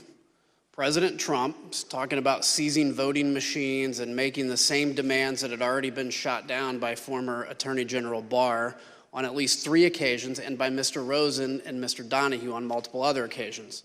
Claim after claim knocked down, but the president didn't care. The next day, Chief of Staff Mark Meadows sent a flurry of emails to you, Mr. Rosen, asking that the department look into a new set of allegations. We're going to put those emails here on the screen. Here we see 3 requests made on January 1st. One email is a request from Mr. Meadows to you, Mr. Rosen, to send Jeff Clark to Fulton County. What did you do with this request? Well, really nothing. Certainly didn't send Mr. Clark to Fulton County, but that email was the first corroboration I had seen of Mr. Clark had told me at that point that the president was considering making the change by Monday, January 4th. So Mr. Meadows' email was something of a corroboration that there were discussions going on that I had not been informed about by Mr. Clark or anybody else. Interesting. The second request that you have is to have the Department of Justice lawyers investigate allegations of fraud related to New Mexico. Mr. Rosen, did you have concern about these emails? Yes. Really 2 concerns about that one. One was that it was coming from a campaign or political party, and it was really not our role to function as an arm of any campaign for any party or any campaign. That wasn't our role, and that's part of why I had been unwilling to meet with Mr. Giuliani or any of the campaign people before. And the other part was, it was another one of these ones where lots of work had already been done, and I thought it was a rehash of things that had been debunked previously. So the final email here included a completely baseless conspiracy theory that an Italian defense contractor uploaded software to a satellite that switched votes from Trump to Biden. The Select Committee investigation found that this wild, baseless conspiracy theory made it from the recesses of the internet to the highest echelons of our government. On December 31st, Mr. Meadows received this internet conspiracy theory from Representative Perry. On the screen now is the text that Representative Perry sent to Mr. Meadows, copying a YouTube link with the message, quote, "Why can't we just work with the Italian government?" The next day, the president's chief of staff sent the YouTube link to Mr. Rosen, who forwarded it to Mr. Donoghue. Mr. Donoghue, did you watch this video? I did, Congressman. How long was the video? Approximately 20 minutes. Let's just take a look at an excerpt of that video, if we may. What's being said out of Rome, out of Italy, is that this was done in the U.S. Embassy. That there was a certain State Department guy whose name I don't know yet. I guess this is probably going to come out in Italy at some point. And he was the mastermind, not the mastermind, but anyway, the guy running the operation of changing the votes. And that he was doing this in conjunction with some support from MI6, the CIA, and this Leonardo group. Mr. Donoghue, what was your reaction when you watched that entire 20-minute video? I emailed the acting attorney general and I said pure insanity, which was my impression of the video, which was patently absurd. Mr. Rosen, you were asked by Mr. Meadows to meet with Mr. Johnson, who is the person in that video. What was your reaction to that request? So ordinarily, I'd get an email like this and there was no phone call. It would just, come over the transom. But this one, he called me, Mr. Meadows, and asked me to meet with Mr. Johnson. And I told him this whole thing about Italy had been debunked, and that should be the end of that, and I certainly wasn't going to meet with this person. And he initially seemed to accept that. He said, well, why won't you meet with him? I said, because if he has real evidence, which this video doesn't show, he can walk into an FBI field office anywhere in the United States. There's 55 of them. And he said, okay. But then he called me back a few minutes later and complained and said, I didn't tell you, but this fellow Johnson is working with Rudy Giuliani, and Mr. Giuliani is really offended that you think they have to go to a FBI field office. That's insulting. So couldn't you just have the FBI or you meet with these guys? And by then I was somewhat agitated and told him that there was no way on earth that I was going to do that. I wasn't going to meet with Mr. Johnson. I certainly wasn't going to meet with Mr. Giuliani. I'd made that clear repeatedly, and said that's the end of that. Don't raise this with me again. And so, because Mr. Donoghue and I had been exchanging our views about this, I think it was 7:13 on a Friday night of New Year's Day, I had run out of patience, and I sent the email that you're talking about, where I made pretty clear that I had no interest in doing anything further with this. Just to button this up, Mr. Donoghue, did you receive a follow-up call from a Department of Defense official about this conspiracy? I did. I believe it was that same day. Can you give details on that at all? I received a telephone call from Kash Patel, who I know was a DOD official at that time, worked for, I believe, Acting Secretary of Defense Miller, and he didn't know much about it. He basically said, do you know anything about this Italy thing and what this is all about? And I informed him that the Chief of Staff had raised the issue with us in his office on December 29th, that we had looked into it a little bit. We had run the name that was provided to us by the Chief of Staff. I learned that that individual was in custody in Italy. He had been arrested for a cyber offense of some sort in Italy. The allegation was that he had been exfiltrating data from his company. He was either an employee or a contractor of that company, and he was in custody. That the whole thing was very, very murky at best, and the video was absurd. But that we, the department, were not going to have anything to do with it, and DOD should make up its own mind as to what they're going to do. But I made it clear to him that I didn't think it was anything worth pursuing. She called the video absurd, and despite the absurdity of that conspiracy theory, we learned that Mr. Meadows discussed it frequently in the White House. And Mr. Meadows didn't let the matter go. The request went from the Department of Justice to the Secretary of Defense, Christopher Miller. As you'll hear, Secretary Miller actually reached out to a high-ranking official based in Italy to follow up on this claim. to ask for him was, can you call out the defense attaché Rome and find out what the heck's going on, because I'm getting all these weird, crazy reports, and probably the guy on the ground knows more than anything. The Select Committee confirmed that a call was actually placed by Secretary Miller to the attaché in Italy to investigate the claim that Italian satellites were switching votes from Trump to Biden. This is one of the best examples of the lengths to which the President Trump would go to stay in power, scouring the internet to support his conspiracy theories shown here, as he told Mr. Donoghue in that December 27th call, quote, "You guys may not be following the internet the way I do." President Trump's efforts to this point had failed. Stonewalled by Mr. Rosen and Mr. Donoghue, President Trump had only one option. He needed to make Clark acting Attorney General. Mr. Rosen, during a January 2nd meeting with Mr. Clark, did you confront him again about his contact with the president? And if so, can you describe that? So at this point, Mr. Clark had told us that the president had asked him to consider whether he would be willing to replace me, supposedly on a timetable by Monday, the 4th.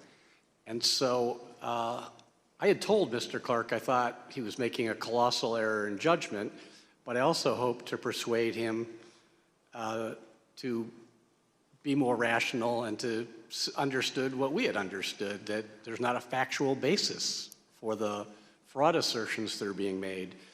So at this meeting, Mr. Donoghue and I met with Mr. Clark, and I guess my hopes were disappointed in that Mr. Clark continued to express the view that he thought there was fraud, even though he had not been a participant in the department's review of that, and that he was dissatisfied that we knew what we were doing.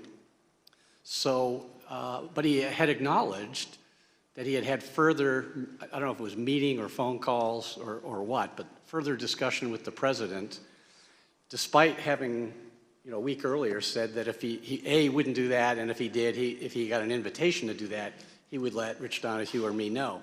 So it was a contentious meeting where we were chastising him that he was insubordinate, he was out of line, he had not honored his own representations of what he would do, and he raised again that he thought that letter should go out, and we were not receptive to that. Did he tell you in that the president had offered him the job of acting Attorney General? That was a day later. On the 2nd, he said that the president had asked him to let him know if he'd be willing to take it. Subsequently, he told me that on Sunday the 3rd, he told me that the timeline had moved up and that the president had offered him the job and that he was accepting it. Well, let's ask about that. What was your reaction to that? Well, on the one hand, I wasn't going to accept being fired by my subordinate, so I wanted to talk to the president directly. With regard to the reason for that is I wanted to try to convince the president not to go down the wrong path that Mr. Clark seemed to be advocating. And it wasn't about me. There's only 17 days left in the administration at that point. I would have been perfectly content to have either of the gentlemen on my left or right replace me if anybody wanted to do that. But I did not want for the Department of Justice to be put in a posture where it would be doing things that were not consistent with the truth, were not consistent with its own appropriate role, or were not consistent with the Constitution. So I did 4 things as soon as Mr. Clark left my office on that Sunday, the 3rd. Number 1, I called Mark Meadows and said I need to see the president right away. And he was agreeable and set up a meeting for 6:15 that Sunday, so about 2 hours away. 2, I called Pat Cipollone, the White House counsel, told him what was going on, and he said he would go into the White House to make sure he was at the meeting and he would be supporting the Justice Department's position as he had been doing consistently. 3, I called Steve Engel, who was, I was at the department, it was a Sunday, but there had been some reasons I needed to be there. Mr. Engel, I called at home and asked him if he would come in and go to the meeting, which he did. It proved to be quite helpful. And then number 4, I asked Rich Donoghue and Pat Hovakimian, who had previously been my chief of staff, to get the department's senior leadership on a call and let them know what was going on, and which they did. And then Eric Hirschman called me to tell me that he was going to go to the meeting and that he would be supporting the Department of Justice position as well. So I knew that the meeting was on course and that I would have a number of people supportive of the Department of Justice's approach and not supportive of Mr. Clark's approach. Did Mr. Clark ask you to continue to stay at the department? At that Sunday meeting, when he told me that he would be replacing me, he said that he had asked to see me alone, because usually he had met with me and Mr. Donoghue, because he thought it would be appropriate in light of what was happening to at least offer me that I could stay on as his deputy. I thought that was preposterous. I told him that was nonsensical and that there's no universe where I was going to do that, to stay on and support someone else doing things that were not consistent with what I thought should be done. So I didn't accept that offer, if I can put it that way. And during that meeting, did Mr. Clark ask you to sign the Georgia letter? That was on the Saturday meeting, January 2nd, that Mr. Donoghue and I had with him. He again raised with both of us that he wanted us to, both to sign that letter, actually. So in that meeting, did Mr. Clark say he would turn down the president's offer if you reversed your position and signed the letter? Yes. Did Mr. Clark, so you still refused to sign and send that letter, I take it? That's right. I think Mr. Donoghue and I were both very consistent that there was no way we were going to sign that letter, and it didn't matter what Mr. Clark's proposition was in terms of his own activities. We were not going to sign that letter as long as we were in charge of the Justice Department. Thank you for that, by the way. Mr. Donoghue, were you expecting to have to attend a meeting at the White House on Sunday, January 3rd? No. As the acting AG indicated, we had a meeting that afternoon that related to preparations for January 6th, so I was at the department, but I had no expectation of leaving the department. It was a Sunday afternoon, and I was there in civilian clothes, as we both were, and expected to have that meeting, do some other work, but I had no expectation of going to the White House that day. So let's ask, so prior to that Oval Office meeting, did you set up a conference call with senior leadership at the department? And if so, tell us about that call. Yes, so obviously it was a bit of a scramble that afternoon to prepare for the Oval Office meeting. We had discussed on several occasions, the acting Attorney General and I, whether we should expand the circle of people who knew what was going on. It was very important that Steve Engel know, and that's why I reached out to Steve on December 28th, because if Mr. Rosen were removed from the seat and the president did not immediately appoint someone else to serve as Attorney General, just by function of the department's chain of succession, Mr. Engel would be in the seat. We wanted to make sure he knew what was going on should that occur. So the three of us knew. We also brought Pat Hovakimian in, so the four of us knew. But no one else, aside from Jeff Clark, of course, knew what was going on until late that Sunday afternoon. We chose to keep a close hold because we didn't want to create concern or panic in the Justice Department leadership. But at this point, I asked the acting AG, what else can I do to help prepare for this meeting at the Oval Office? And he said, you and Pat should get the AAGs on the phone, and it's time to let them know what's going on. Let's find out what they may do if there's a change in leadership, because that will help inform the conversation at the Oval Office. Pat Hovakimian subsequently set up that meeting. We got most, not all, but most of the AAGs on the phone. We very quickly explained to them what the situation was. I told them, I don't need an answer from you right now. I don't need an answer in this phone call, but if you have an answer, I need it in the next few minutes. So call me, email me, text me, whatever it is. If you know what you would do if Jeff Clark is put in charge of the department. And immediately Eric Dryben, who was the AAG of the Civil Rights Division, said, I don't need to think about it. There's no way I'm staying. And then the other AAGs began to chime in turn, and all essentially said they would leave. They would resign en masse if the president made that change in the department leadership. Incredible. I'd like to look at the assistant attorney generals on the screen. If we can pull that up, have their pictures. Did every assistant attorney general you spoke to, as you said, agree to resign? Macon Delrahim was not on the call only because we had some difficulty reaching him. But yes, the other people on the screen were on the call, and all without hesitation said that they would resign. So as part of the Select Committee's investigation, we found that while Mr. Rosen, Mr. Donoghue, and Mr. Engel were preparing for their meeting at the White House, Jeff Clark and the president were in constant communication beginning at 7 a.m. White House call logs obtained by the committee show that by 4:19 p.m. on January 3rd, the White House had already begun referring to Mr. Clark as the acting attorney general. As far as the White House was concerned, Mr. Clark was already at the top of the Justice Department. 2 hours later, DOJ leadership arrived at the White House. The Select Committee interviewed every person who was inside the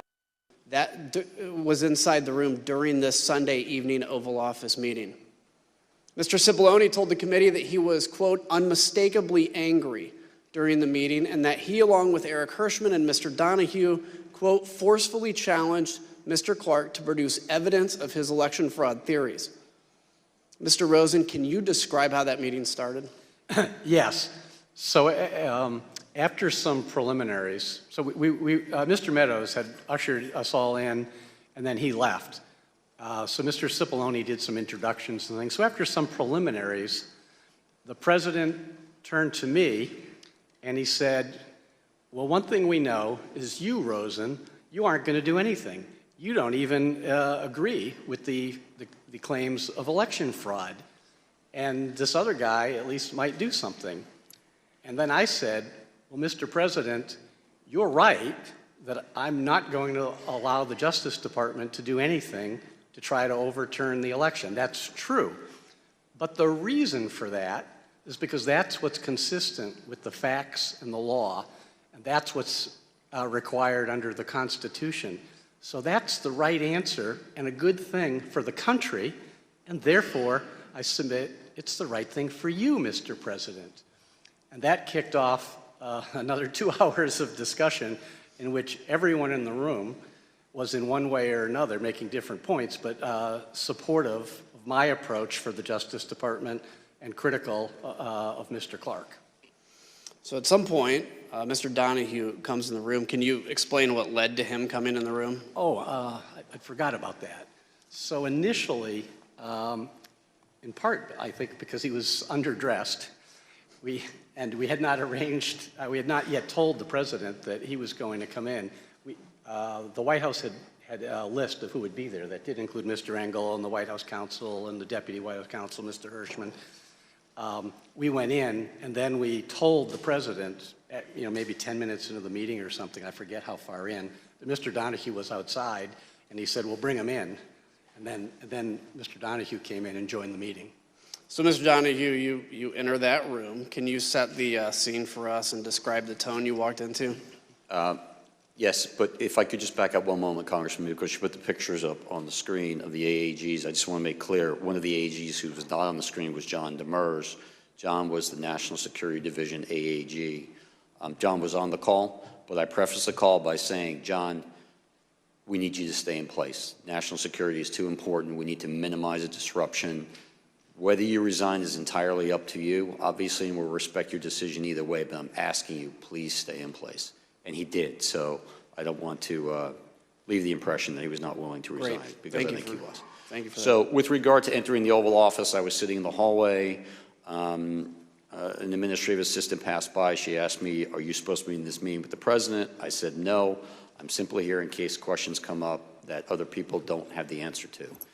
And she walked away and then came back probably 30 seconds later and said, the president wants you in the meeting. I proceeded into the Oval Office.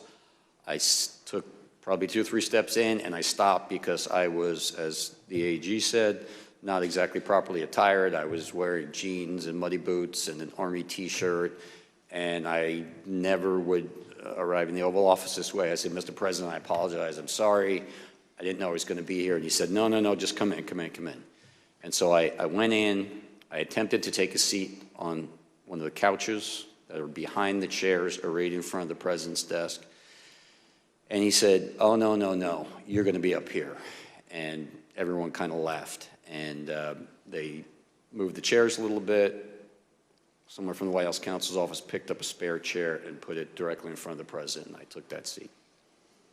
Was there discussion about Mr. Clark? Can you kind of enlighten some of what that discussion was? Yes. So the conversation at this point had moved beyond the specific allegations, whether it was State Farm Arena or Antrim County or Pennsylvania or whatever. We had discussed those repeatedly, and that was backdrop to the conversation. But the conversation at this point was really about whether the president should remove Jeff Rosen and replace him with Jeff Clark. And everyone in the room, I think, understood that that meant that letter would go out. So that was the focus. It was about a 2.5-hour meeting after I entered. And so there were discussions about the pros and cons of doing that. Early on, the president said, what do I have to lose? And it was actually a good opening because I said, Mr. President, you have a great deal to lose. And I began to explain to him what he had to lose, and what the country had to lose, and what the department had to lose. And this was not in anyone's best interest. That conversation went on for some time.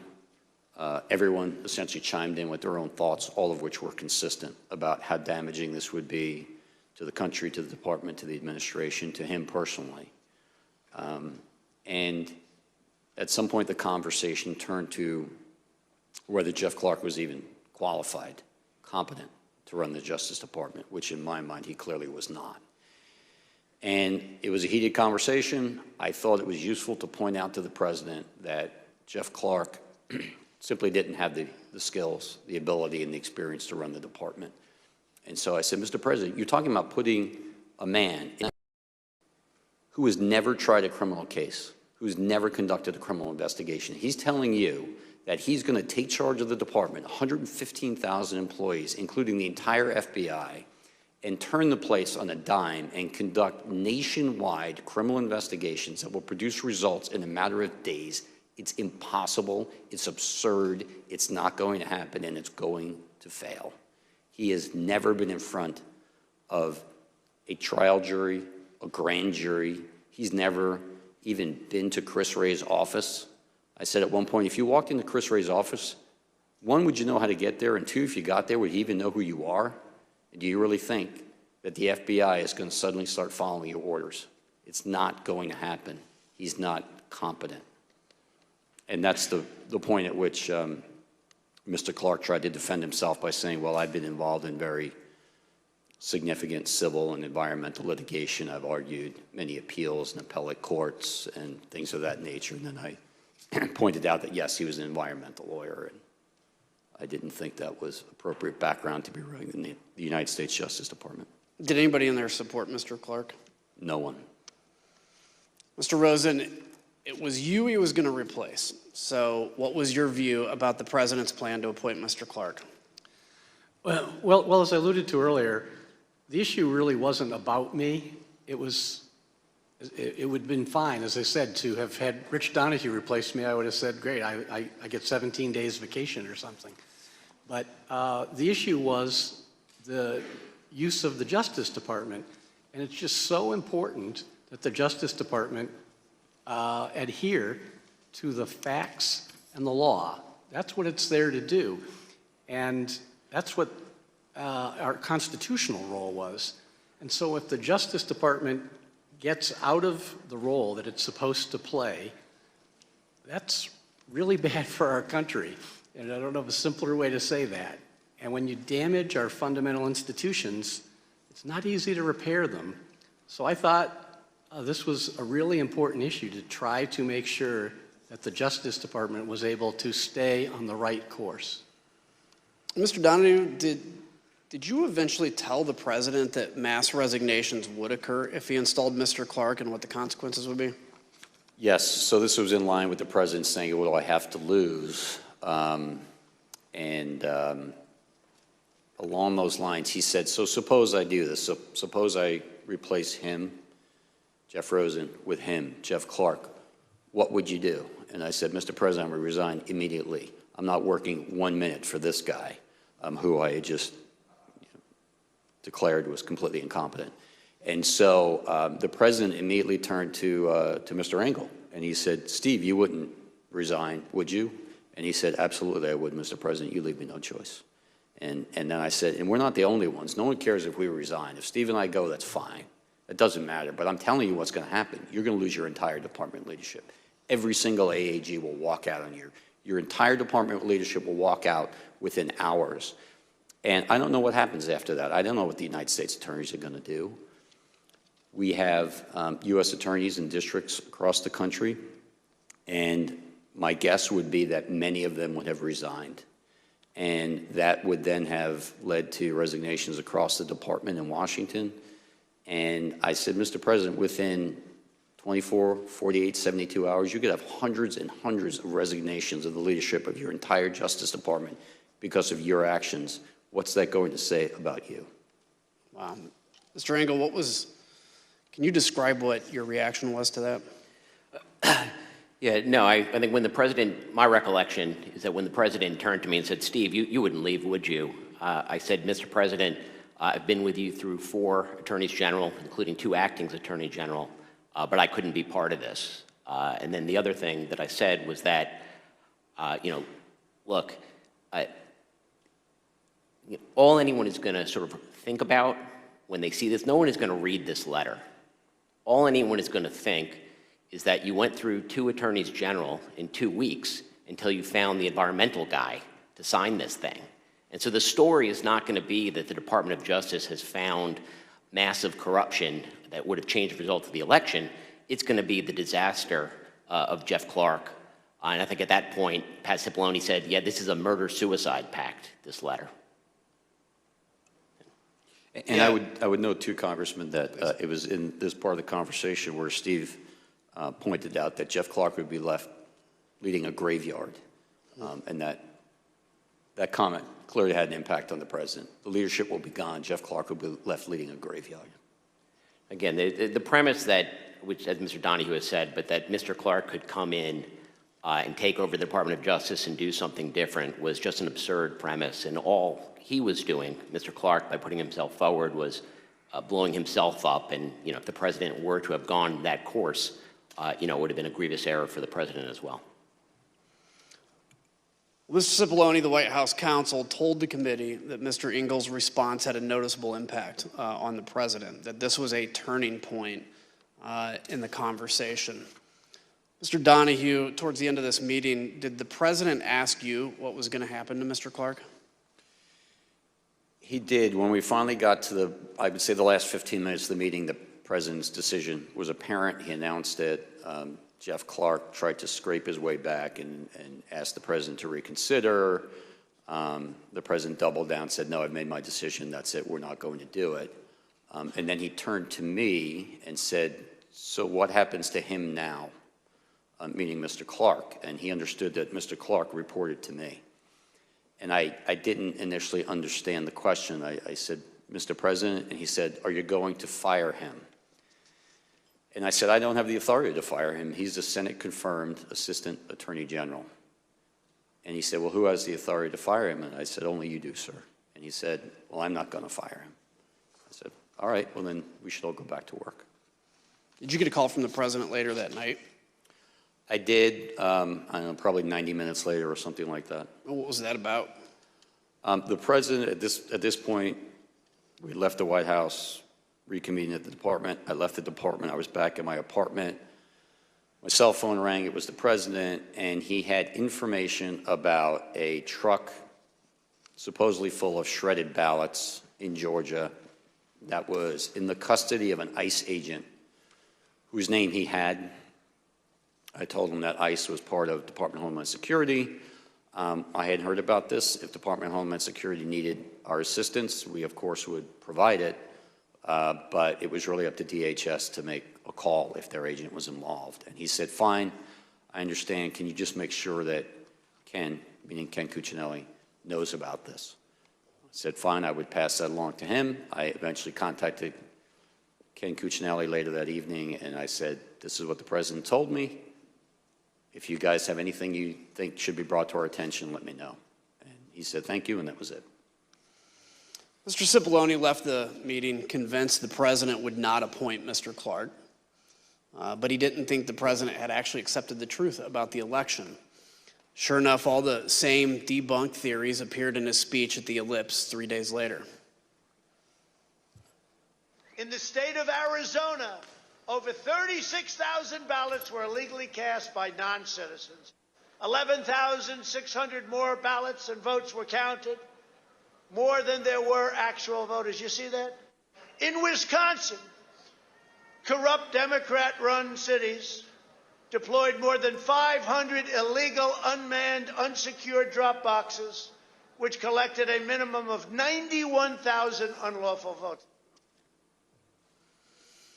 Mr. Donoghue, Mr. Rosen, Mr. Engel, and others stopped President Trump's efforts, at least temporarily.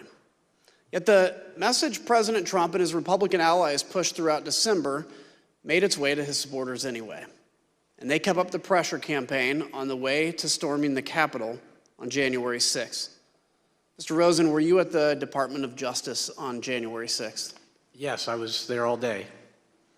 Once the Capitol was under attack, I understand that you communicated with fellow cabinet members and Capitol Hill leadership. Can you tell us who you spoke to? Yeah, I was basically on the phone virtually nonstop all day. Some calls with our own DOJ folks, some with cabinet counterparts at DHS and Defense and Interior, some with senior White House officials, and with a number of congressional leaders. I received calls from Speaker Pelosi, from Leader McCarthy, from Leader Schumer. I believe Leader McConnell's chief of staff called, a number of other members of Congress as well. And the basic thrust of the calls with the members of Congress was, there's a dire situation here, and can you help? And I reported to them that we were, on a very urgent basis, sending help from the department. We wound up sending over 500 agents and officers from FBI, ATF, and the U.S. Marshals to assist with restoring order at the Capitol. So had a number of calls. As I say, it was more or less nonstop all afternoon. Did you speak to the vice president that day? Yes, twice. No, please, go ahead. Well, I was going to say the first call was a one-on-one discussion, somewhat akin to the congressional leadership calls, updating him on what we were doing to assist. And the second call was a conference call around 7 o'clock with the vice president, congressional leaders, senior White House staff, some other cabinet officials, to address that order appeared to be close to being restored, but security still being determined, and the question being, what time could the Congress reassemble?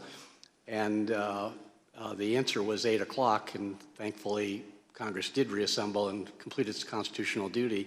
There was one highlight of that second call with the vice president, which is Mr. Donoghue had gone to the rotunda of the Capitol to be able to give firsthand account, and was able to tell the folks on the call, including the vice president, that we thought 8 o'clock would work. Did you speak to the president on January 6th? No, I spoke to a number of senior White House officials, but not the president. Mr. Donoghue, on January 6th, we know from Mr. Rosen that you helped in the effort to reconvene the joint session, is that correct? Yes, sir. We see here in a video that we're going to play now, you arriving with your security detail to help secure the Capitol. Mr. Donoghue, 30 minutes after you arrived at the Capitol, did you lead a briefing for the vice president? Exactly what the time frame was, but I did participate in the call and participate in briefing the vice president as well as the congressional leadership that night, yes. And where'd you conduct that call at?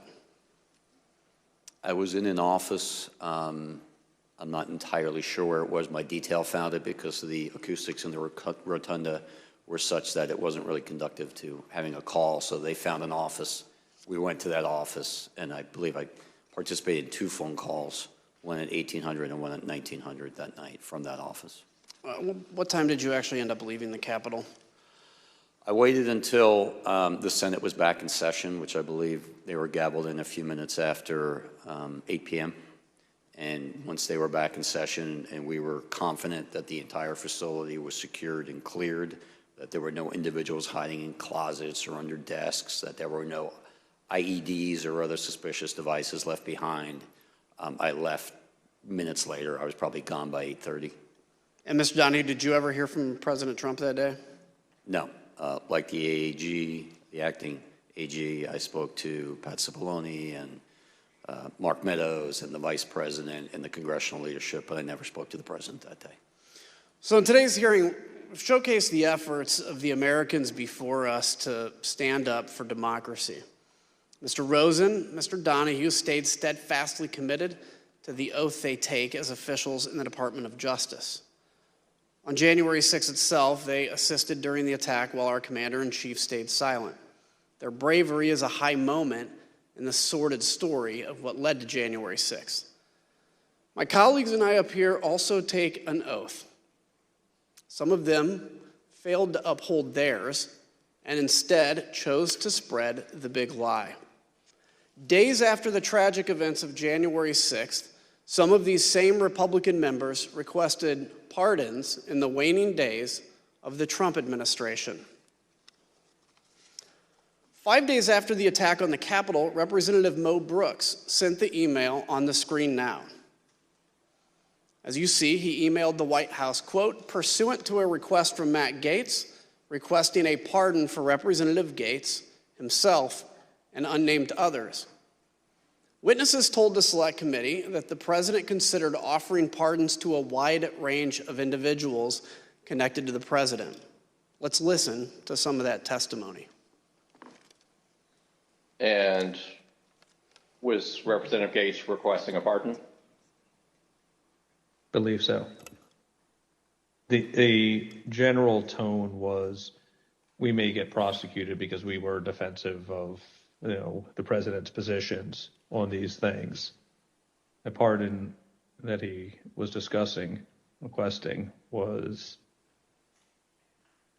as broad as you could describe. From the beginning, I remember he's from the beginning of time up until today, for any and all things.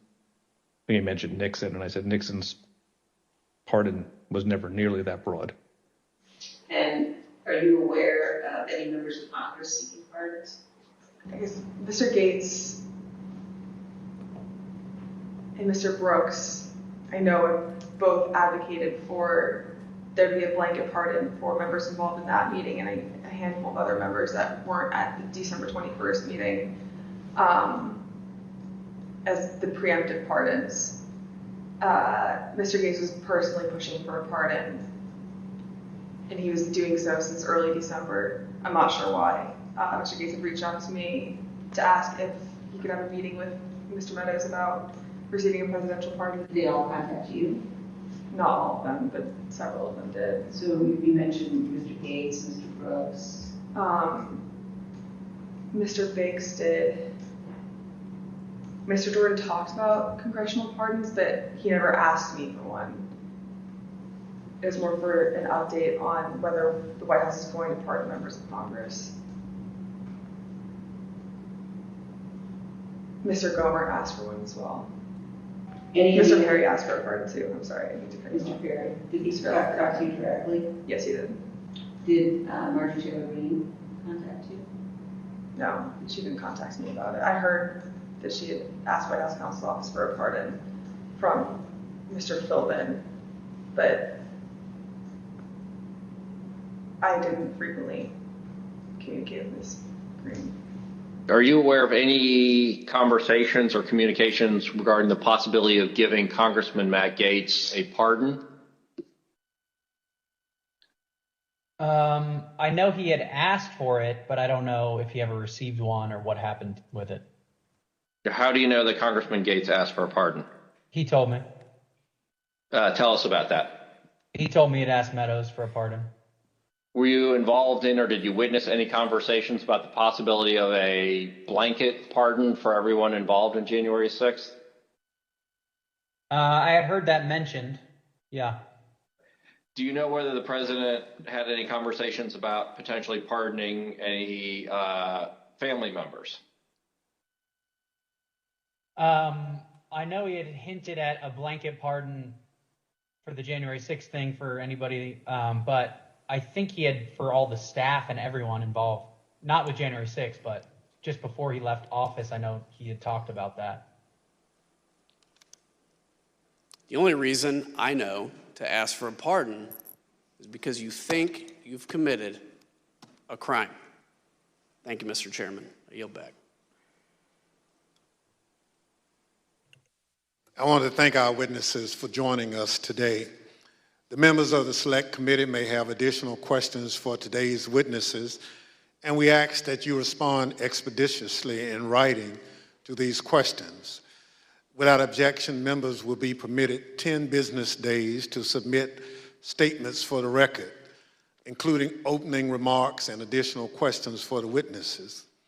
Without objection, the chair recognizes the gentleman from Illinois for a closing statement. Thank you, Mr. Chairman. The Justice Department lawyers are not the president's personal lawyers. We count on them to be on the side of the law and to defend the best interest of the United States, not the best interest of any political campaign. That's how it's been since the department was founded soon after the Civil War. Justice Department lawyers are supposed to play it 100% straight. President Trump tried to erase his loss at the ballot box by parachuting an unqualified man into the top job at Justice. It was a power play to win at all costs with no regard for the will of the American people. It was about ignoring millions of votes. Ignore them, throw them out, label them fraudulent, corrupt, illegal, whatever. Facts were clearly just an inconvenience. From the Oval Office, President Trump urged others to bring his big lie to life. He begged, just say the election was corrupt and leave the rest to me and the Republican congressman. He didn't care what the department's investigations proved. What good were facts when they would only confirm his loss? And it's no surprise that all the far-out, fully fabricated, whack job conspiracy theories collapsed under even the slightest scrutiny. That insanity went from the internet to the highest levels of government in no time. The bottom line, the most senior leadership of the Justice Department, from Attorney General Bill Barr to Jeff Rosen, his successor and his deputy, Rich Donoghue, everyone except Jeff Clark, was telling President Trump the very same thing. The conspiracy theories were false. The allegation of a stolen election was a lie. The data left no room for doubt, nothing to question.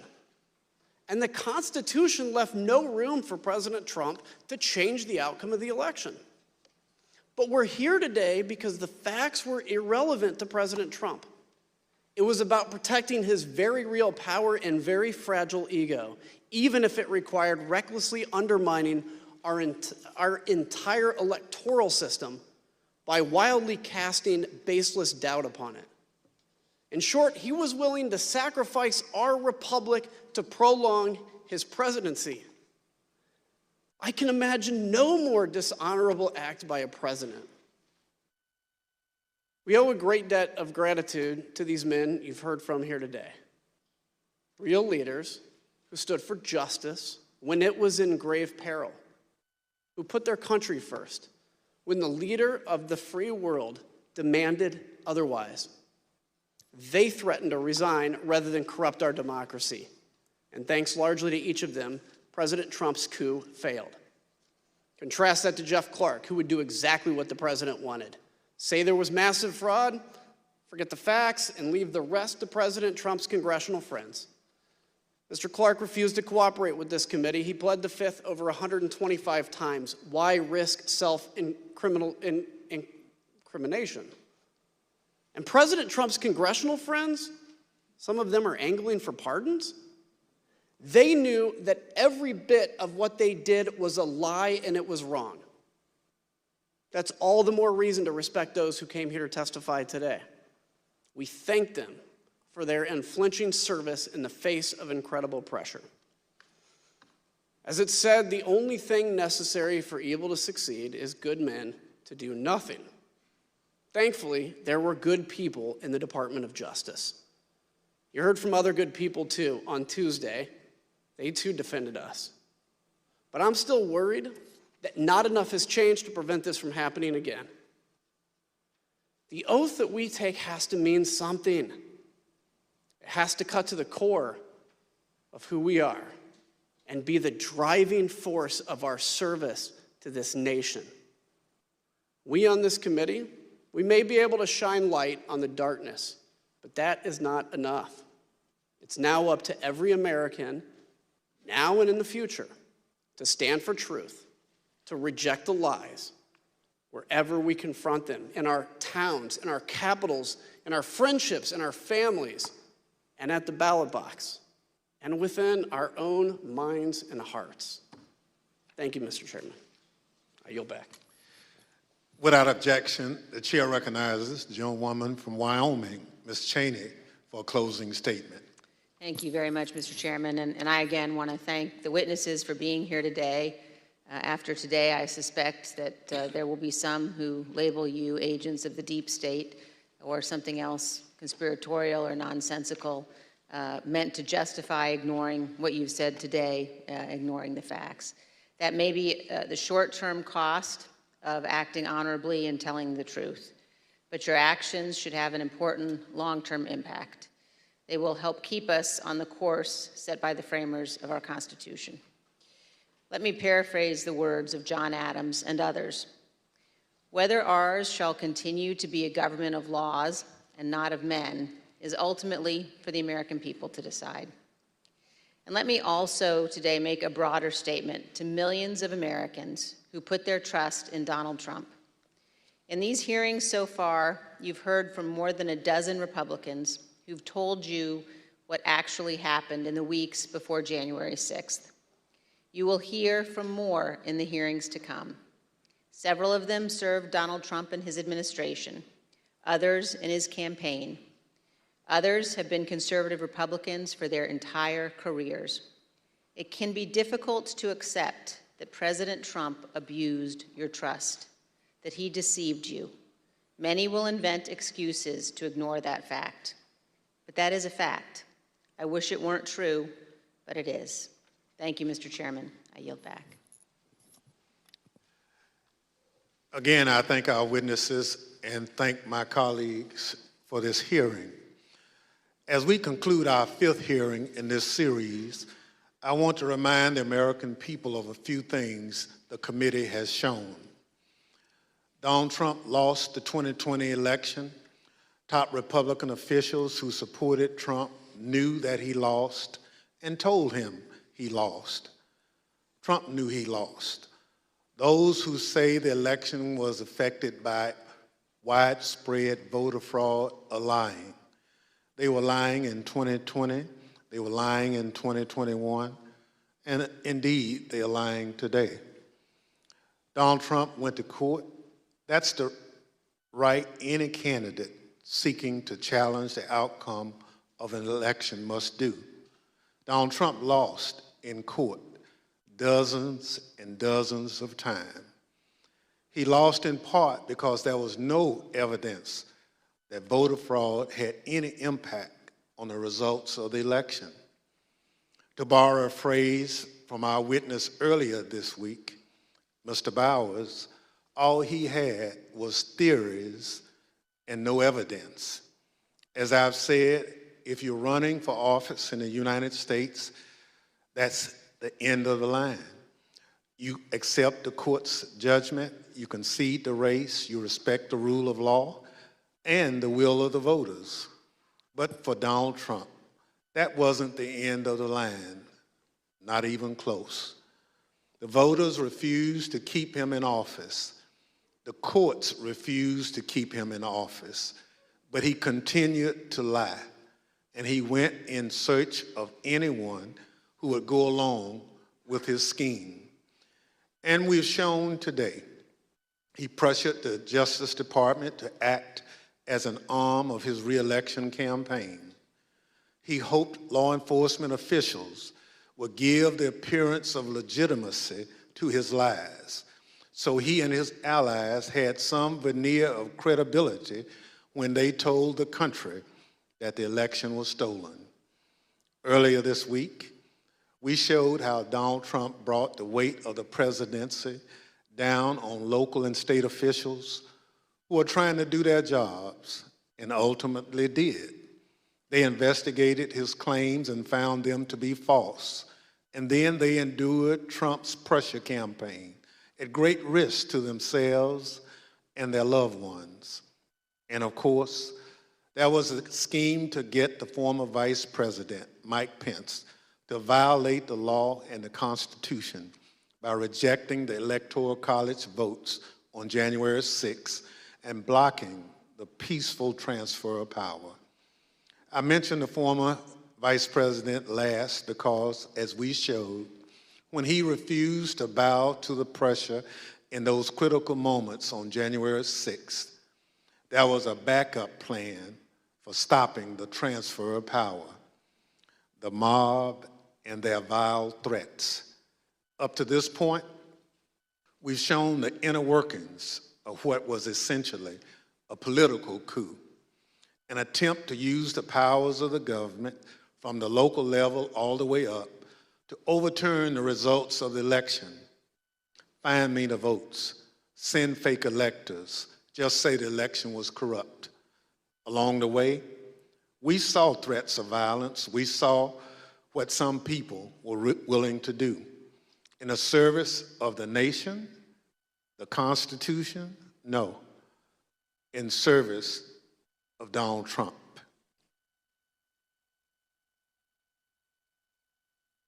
When the Select Committee continues this series of hearings, we're going to show how Donald Trump tapped into the threat of violence, how he summoned the mob to Washington, and how, after corruption and political pressure failed to keep Donald Trump in office, violence became the last option. Our investigation is ongoing. Those hearings have spurred an influx of new information that the committee and our investigators are working to assess. We are committed to presenting the American people with the most complete information possible. That will be our aim when we reconvene in the coming weeks. The chair, however, requests those in the hearing room remain seated until the Capitol Police have escorted members from the room. Without objection, the committee stands adjourned.